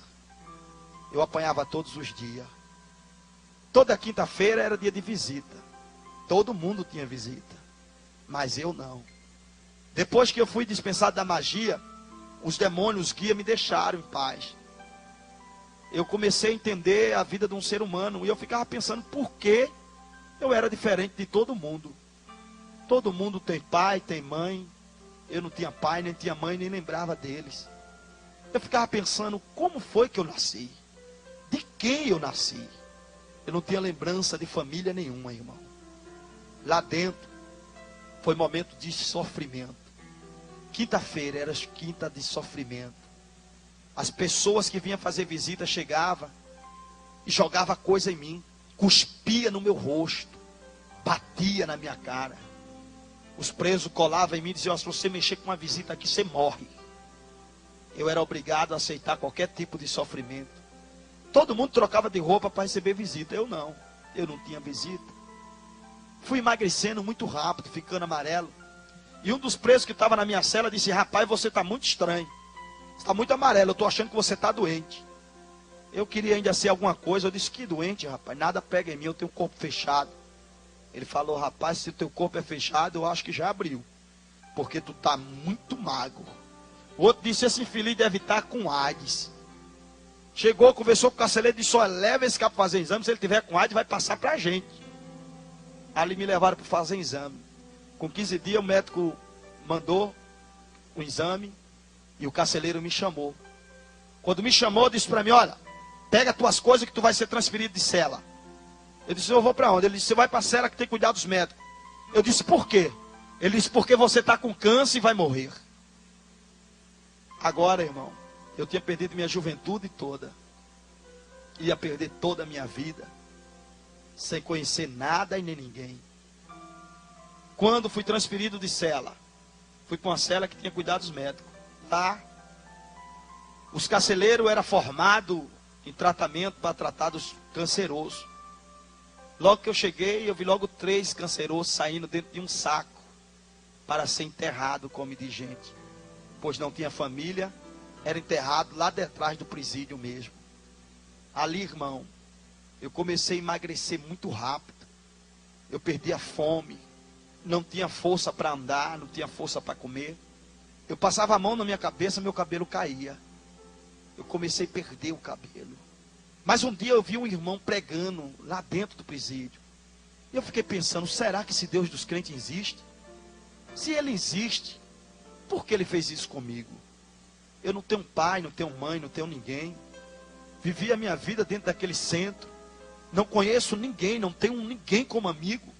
As pessoas que se aproximam de mim são pessoas que se aproveitam para que eu venha fazer rituais para eles. E agora todos me abandonaram aqui dentro dessa prisão. Já fazia tempo, irmão, e eu não tinha visita de ninguém. Estava ali, condenado pela sociedade. Se saísse daquele presídio, eu era morto na rua no mesmo instante. Não tinha ninguém. 6 horas da tarde eu recebi uma visita.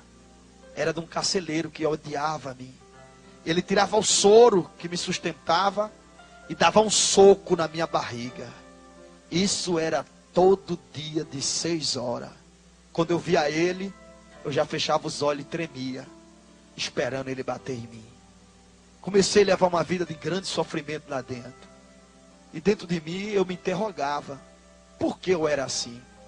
Os outros presos que fez tanta coisa ruim, eles tinham família, e eu não.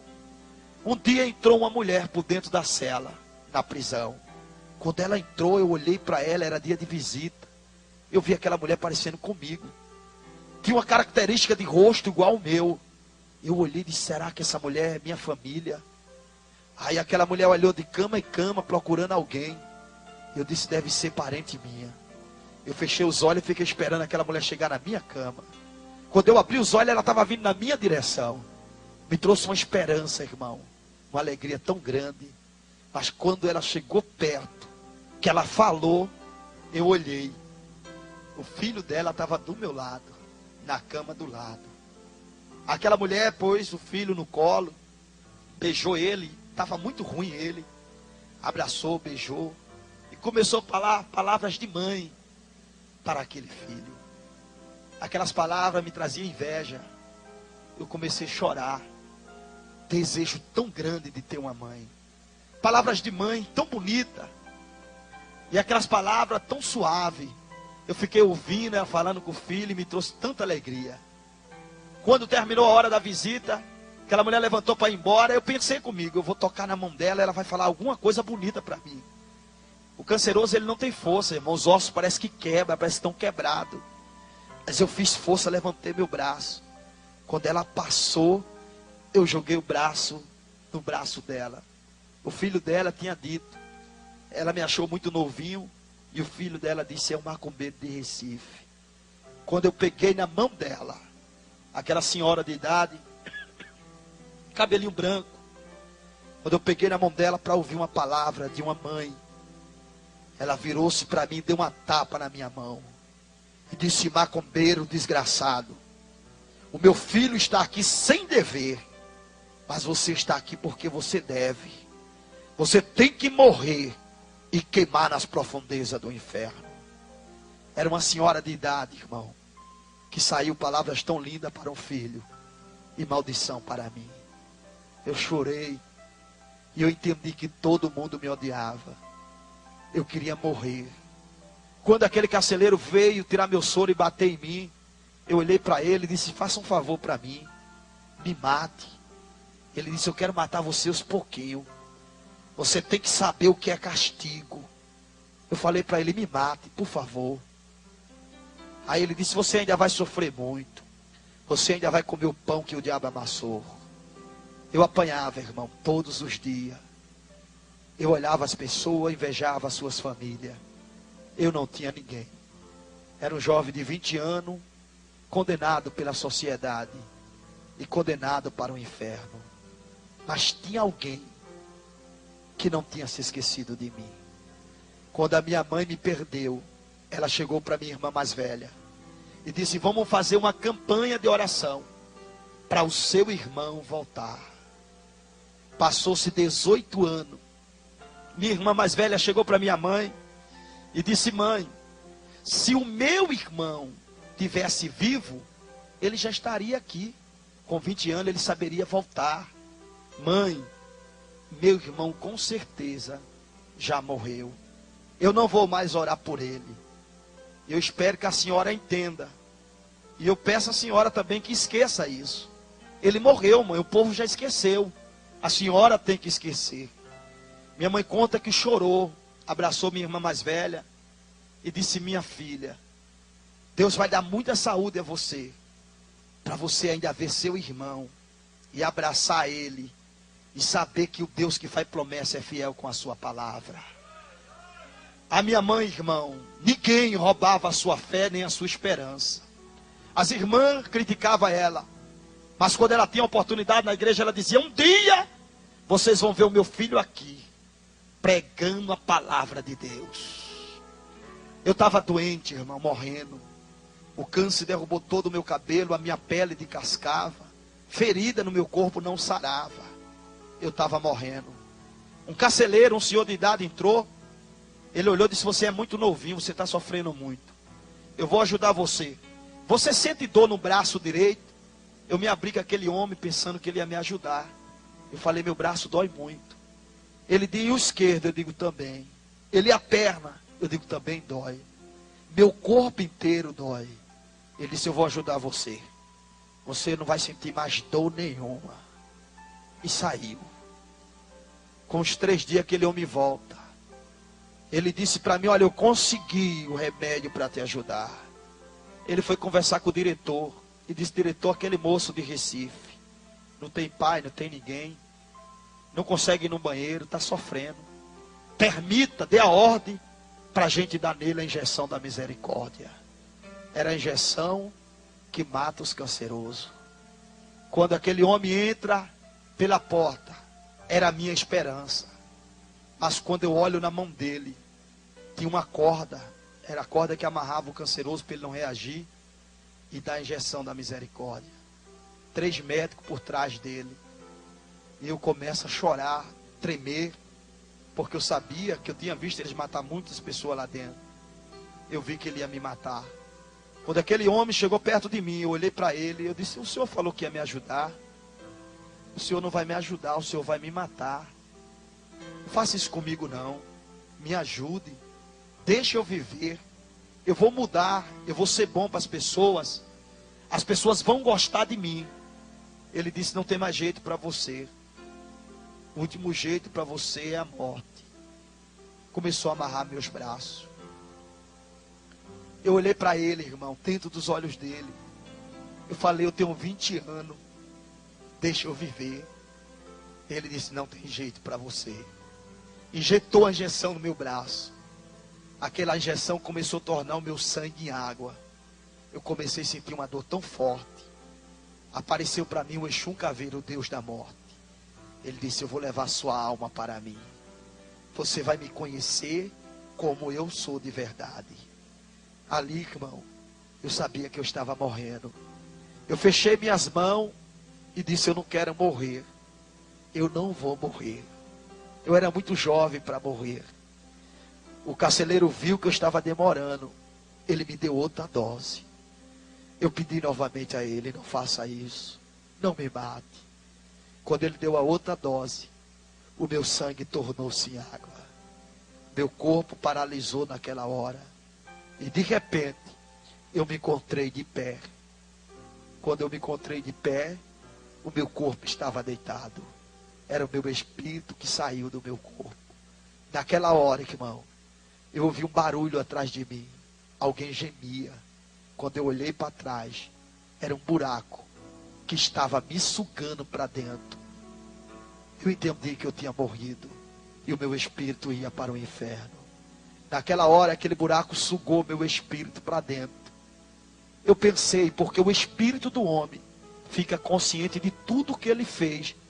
Ele fica consciente. Por isso que a Bíblia diz que todos os joelhos se dobrarão diante do Senhor para ser julgado. Os vivos e os mortos. Porque o espírito tem consciência para ser condenado.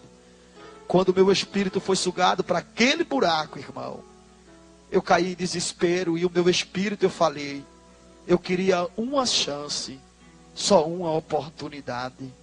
Mas eu não tinha mais. Minha chance e a minha oportunidade acabou. Quando de repente eu sou sugado, eu olho para um lado, uma escuridão tão grande. Eu olho do outro, eu estou vendo que eu estou indo para o inferno. Eu paro naquela escuridão, eu olho para um lado, para o outro, não vejo nada, nem vejo ninguém. Eu entendo que ali ainda não era o inferno, mas eu estava indo para lá. Em desespero, irmão, eu queria uma chance, uma oportunidade para ser alguém diferente. Mas ela tinha se acabado naquela hora. Foi aonde eu ouvi uma voz bem forte. Essa voz bradou lá dentro, muito forte. E essa voz falou: Deus, ó Deus, eu não sei aonde o meu filho está, mas vai ao encontro dele, Deus. Traz o meu filho de volta para mim. Aonde ele estiver, trai para os meus braços. Eu reconheci aquela voz, veio na hora a lembrança em mim, quando eu tinha 6 anos de idade. Era a voz da minha mãe, irmão, que não esqueceu de mim, que não me abandonou, que estava orando sem saber minha existência, mas estava clamando pela minha vida. E a Bíblia diz que pelo clamor do pobre, gemido dos necessitados, o Senhor Deus se levanta do trono. A Bíblia diz: aquele que crê em mim, ainda que esteja morto, viverá. Minha mãe estava clamando ao Deus da vida, ao Deus de poder, ao Deus de glória. Naquela hora, irmão, minha mãe gritou novamente e disse: Deus, traz o meu filho para os meus braços. Foi quando o meu espírito estava indo em direção ao inferno, com certeza. Apareceu 5 homens, que quando ele apareceu, aquele lugar tornou-se branco. E aquele homem tinha veste resplandecente. E quando eu parei de frente de um deles, eu perguntei quem era. Ele olhou para mim, sua boca não batia, mas a voz saía. Ele disse: eu sou Deus da tua mãe, eu sou o dono da vida. Eu te ordeno agora, Espírito, volte para o teu corpo. Meu espírito voltou para o meu corpo. Era 7 horas da manhã. Eu pensei que aquilo era um sonho ruim que eu tinha tido.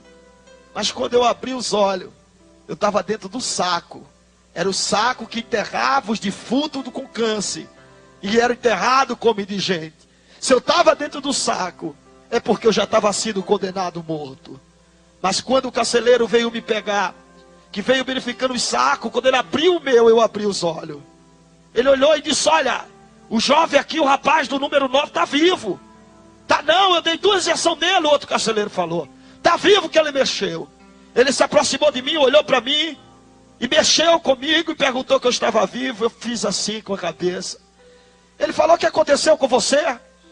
Eu disse a ele: o Deus da minha mãe Ele me voltou novamente à vida. Abracachou-me-nécia. Nada está perdido não, irmão. Você tem um Deus que é o Deus das coisas impossíveis. Não desista do seu sonho. Não desista não. Nada está perdido. O teu Deus está vivo para te dar vitória.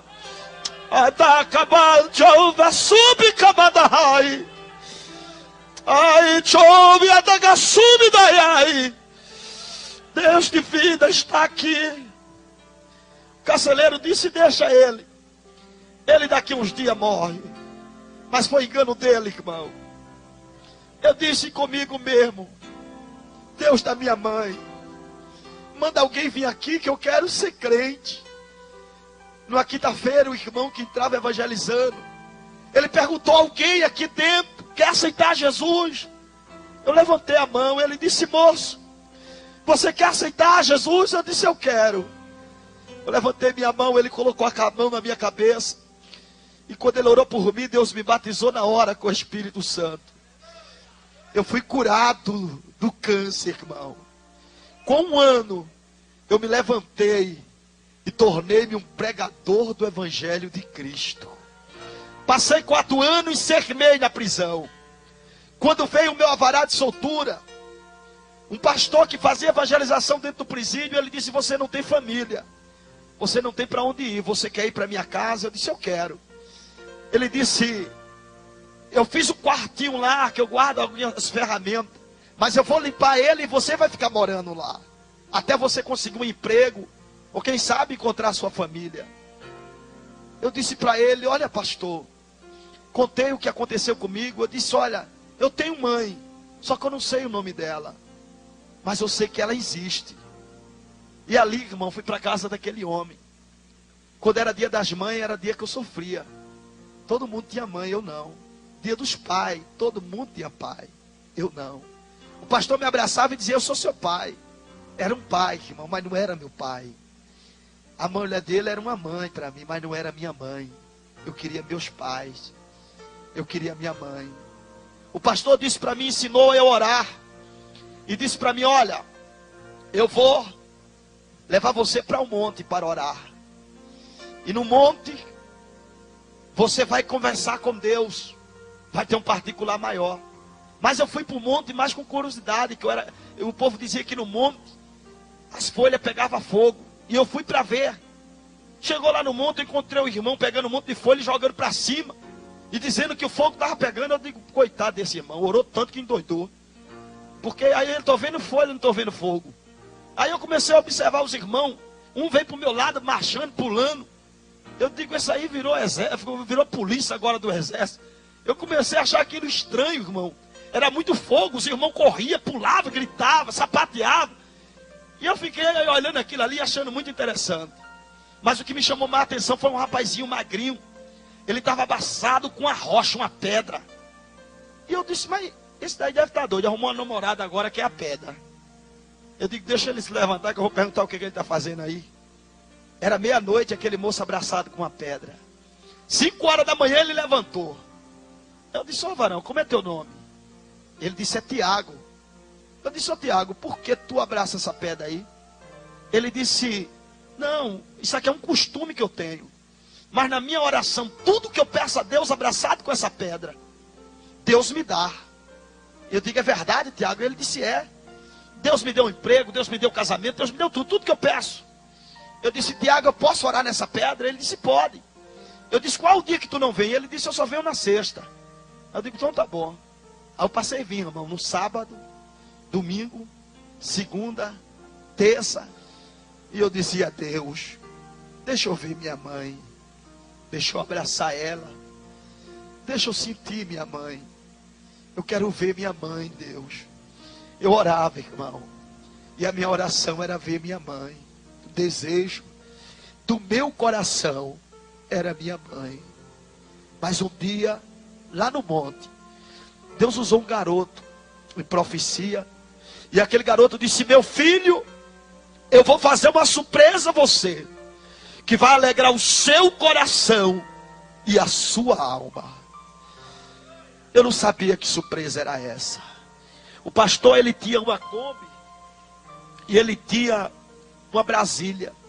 Aí ele vendeu a Brasília e foi procurar minha família no Recife. Mas eu não sabia nome de ninguém. Ele não encontrou ninguém da minha família. Quando ele estava para vir embora, ele encontrou o pastor Isaac Martins. É o pastor presidente do campo de Abreu e Lima da Assembleia de Deus. O pastor Isaac disse: vai estar tendo um evento aqui das irmãs. É o 25º aniversário do Círculo de Oração. Vai ter as irmãs de toda a região. As dirigentes vai estar aqui. Traz esse moço. De repente acontece um milagre. Ele sabe pregar? O pastor disse não. Que ele não sabe ler. Eu não sabia ler, irmão. Nem sabia escrever. Ele não sabe não. Mas ele conta algo do testemunho dele que é muito tremendo. Era algo da oração. Quando Deus voltou meu espírito, eu sempre contava na igreja. Ele disse: traz ele que ele vai ter uma participação no congresso. O pastor chegou para mim e disse: olha, se prepare que sábado você vai pregar em um grande congresso em Recife. Ali eu comecei a orar, a jejuar. Mas naquele período eu discuti e briguei com o filho do pastor. Ele com ciúme do pastor, porque o pastor um dia me levava. E eu e ele discutimos, saímos na tapa. Brigamos mesmo. Tapa lá, tapa pra cá. E foi uma briga assim, rolamos no chão. Aí no final da briga, ele chegou comigo e disse: olha, não quero mais falar com você não. Lá no Nordeste, eles ficam de mal, chama de mal. E põe o dedo assim. Aí põe um dedo, se o outro cortar, aí não se fala mais. Aí me deu o dedo, eu cortei. Aí não se falamos mais. Só que ele era a pessoa que lia a Bíblia para eu poder pregar. Eu dependia dele, porque ele lia, eu gravava na cabeça e pregava aquilo que ele leu. Só que agora eu estava de mal dele. Aí quando foi no sábado, o pastor disse: se prepare que a gente vai sair, que daqui para Recife é 200 quilômetros. Se prepare para a gente ir. Ali, irmão, eu estava de mal dele e eu tinha que ler o versículo para pregar. Era o Salmo 23. Mas eu não sabia ler. E eu comecei a tentar falar com ele de dia e manhã. Passava por ele, oi, ele nem falava comigo. Aí eu voltava, oi, ele, bem sério. Molecão novo. Aí eu lembrei que ele gostava muito de sacolé. É um picolézinho que é feito num saco em casa. Aí eu fui lá, comprei 3 sacolé de coco, que era o mais que ele gostava. Aí quando fui passar perto dele, eu, opa, um sacolézinho. Aí ele parou e disse: quero. Eu disse: tome. Ele chupou o sacolé. Quando terminou, eu, outro. Ele, opa. Quando terminou, outro. Aí ele disse: você está querendo alguma coisa? Eu disse: eu quero pedir perdão a você, meu irmão. Você é o irmão que eu conheço. Choramos junto, ele me abraçou. Eu disse a ele: meu irmão, você me perdoa? Ele disse: te perdoo. Eu disse: eu estou perdoado do fundo do teu coração. Ele disse: tá. Eu digo: então vamos ler a Bíblia para mim agora. Aí ele disse: você estava com interesse, né? Eu digo: sempre tem um interesse por trás, né? Vamos ler. Aí ele leu. Ele disse: qual é o tema? Eu disse: é Salmo 23. Ele: rapaz, é muito fácil esse versículo. Aí leu: o Senhor é meu pastor e nada me faltará. Eu disse: mas se eu ficar nervoso, eu posso esquecer, porque eu não sabia ler. Então eu tinha que gravar na cabeça. Aí o pastor já me mandou se preparar e fomos na Kombi. De Maceió para Recife, 200 quilômetros. Eu fui na Kombi, meu pastor, citando o versículo para não esquecer. O Senhor é meu pastor e nada me faltará. O Senhor é meu pastor e nada me faltará. O pastor viu eu falando sozinho, ficou preocupado. Aí: está tudo bem aí, varão? Eu: o Senhor é meu pastor e nada me faltará. Até chegar em Recife.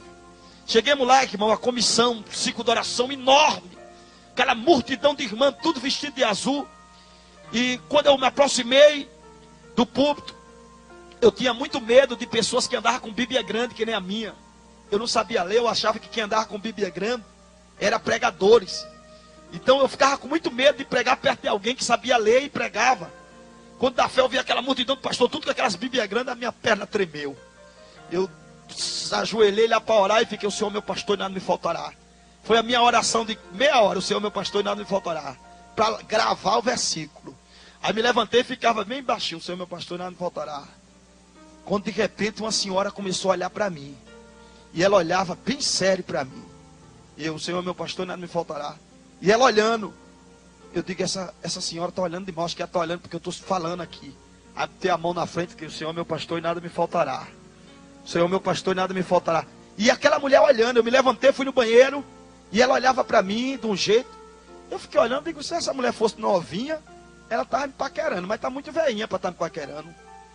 Aí fui, voltei e ela olhando para mim.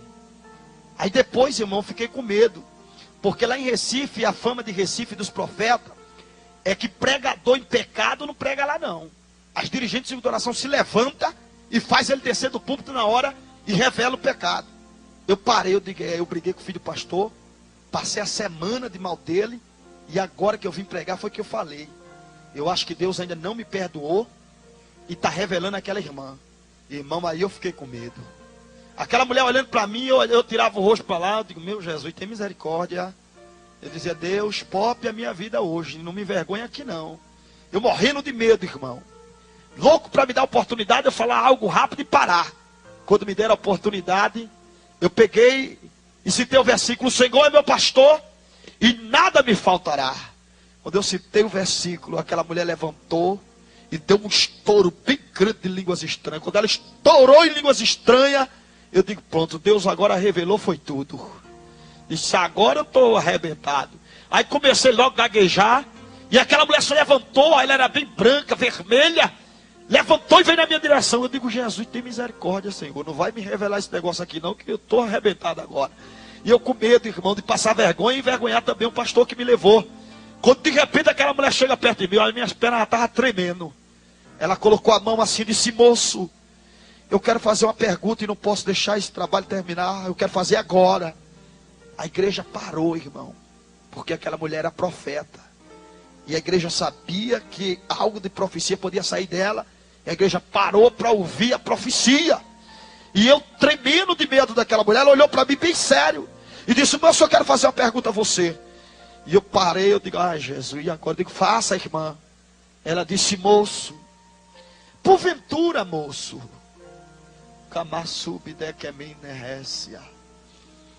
porventura, você tem um sinal de pelo de carne nas suas costas? Eu olhei para ela, eu disse, eu tenho, irmã.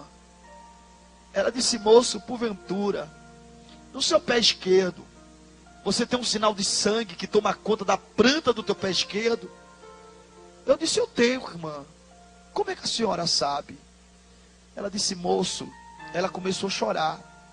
Ela disse, moço, você tem mãe? Eu disse, não tenho, irmã. Ela disse, sabe por que eu sei disso, moço? Eu perdi você. Você é meu filho. Ontem de madrugada, Deus disse, minha filha, o seu sofrimento acabou. Amanhã eu trarei o teu filho para os teus braços. Abaixura, abacamante, a sé. Ela disse, Deus trouxe você, meu filho. Eu ainda estranhei, irmão, ela era branca. Eu digo, mas por que a senhora é branca?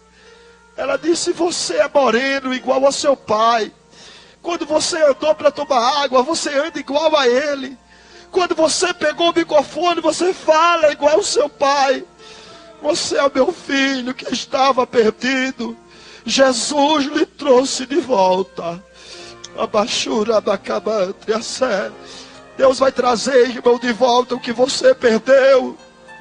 O diabo não pode levar o que é seu, não. Acabar chora, becabinte, a era badara subcamontre. Daqui a descer. Deus vai trazer de volta o que você perdeu. Ele é Deus e é fiel. Abracei minha mãe. Ela pegou o microfone e disse, igreja, esse é o meu filho, que eu sempre disse a vocês que um dia voltaria para casa. Minha mãe estava velhinha, mas com força e saúde, irmão. Ela disse, meu filho, vamos em casa.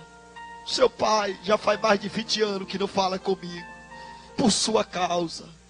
Quando eu cheguei na casa da minha mãe, ela bateu na porta. O meu pai perguntou quem era, minha mãe disse, nego, sou eu. Meu pai, com raiva da minha mãe, que ele não se falava, ele disse, o que é que você quer? Nego, é que você tem visita. Era 10:30 da noite. Meu pai disse, isso não é hora de visita, tá na casa dos outros não. Manda a visita voltar amanhã.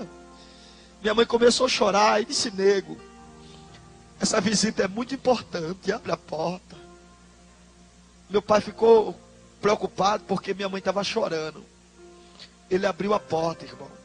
Quando meu pai abriu a porta, eu olhei e eu me vi mais velho.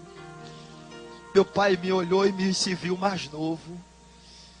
Meu pai começou a chorar e olhou para minha mãe e disse: é ele? Minha mãe disse: é.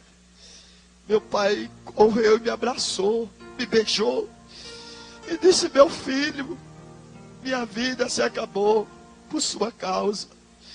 Depois que sua mãe perdeu você, eu perdi a alegria de viver. Mas sua mãe dizia para mim todos os dias que você um dia ia voltar. Meu filho, você voltou. A chuva que vai erguer. Meu pai chorou tanto, irmão, me abraçou, me beijou por várias vezes. E disse: Deus existe, Ele é fiel. E meu pai disse para o pastor que estava comigo: quero aceitar Jesus novamente. Meu pai voltou para Jesus. A minha mãe ligou para minha irmã mais velha. A minha irmã pensou que tinha acontecido alguma coisa com meu pai. Entrou dentro de casa, nas carreiras, e disse: mãe, o que aconteceu? Aconteceu alguma coisa com meu pai? Minha mãe disse: não, é seu pai ali. E o que aconteceu? Minha mãe disse: minha filha, está vendo aquele moço ali? Minha irmã disse: parece com meu pai. É o irmão que você parou de orar. Minha irmã começou a chorar e me abraçou. E disse: meu irmão, me perdoe. Eu parei de orar porque eu pensei que você estava morto. Mas você está vivo. Deus, irmão, é Deus. Acredite no que Ele prometeu a você. Se coloque de pé. Creia no que Deus prometeu. Ele não falha. Ele é fiel. Ele é verdadeiro. Ele é justo. E a promessa dele, ela nunca volta vazia. Eu quero orar com você. Às vezes, você tem alguém da sua família que usa droga. Às vezes rouba até. Ou às vezes é matador. Às vezes está até preso. É alguém que não vale nada para a sociedade. Você às vezes até tem vergonha dele. E não quer nem falar que ele é parente seu. Mas você se esquece que ele é alguém. Você se esquece que ele tem uma alma.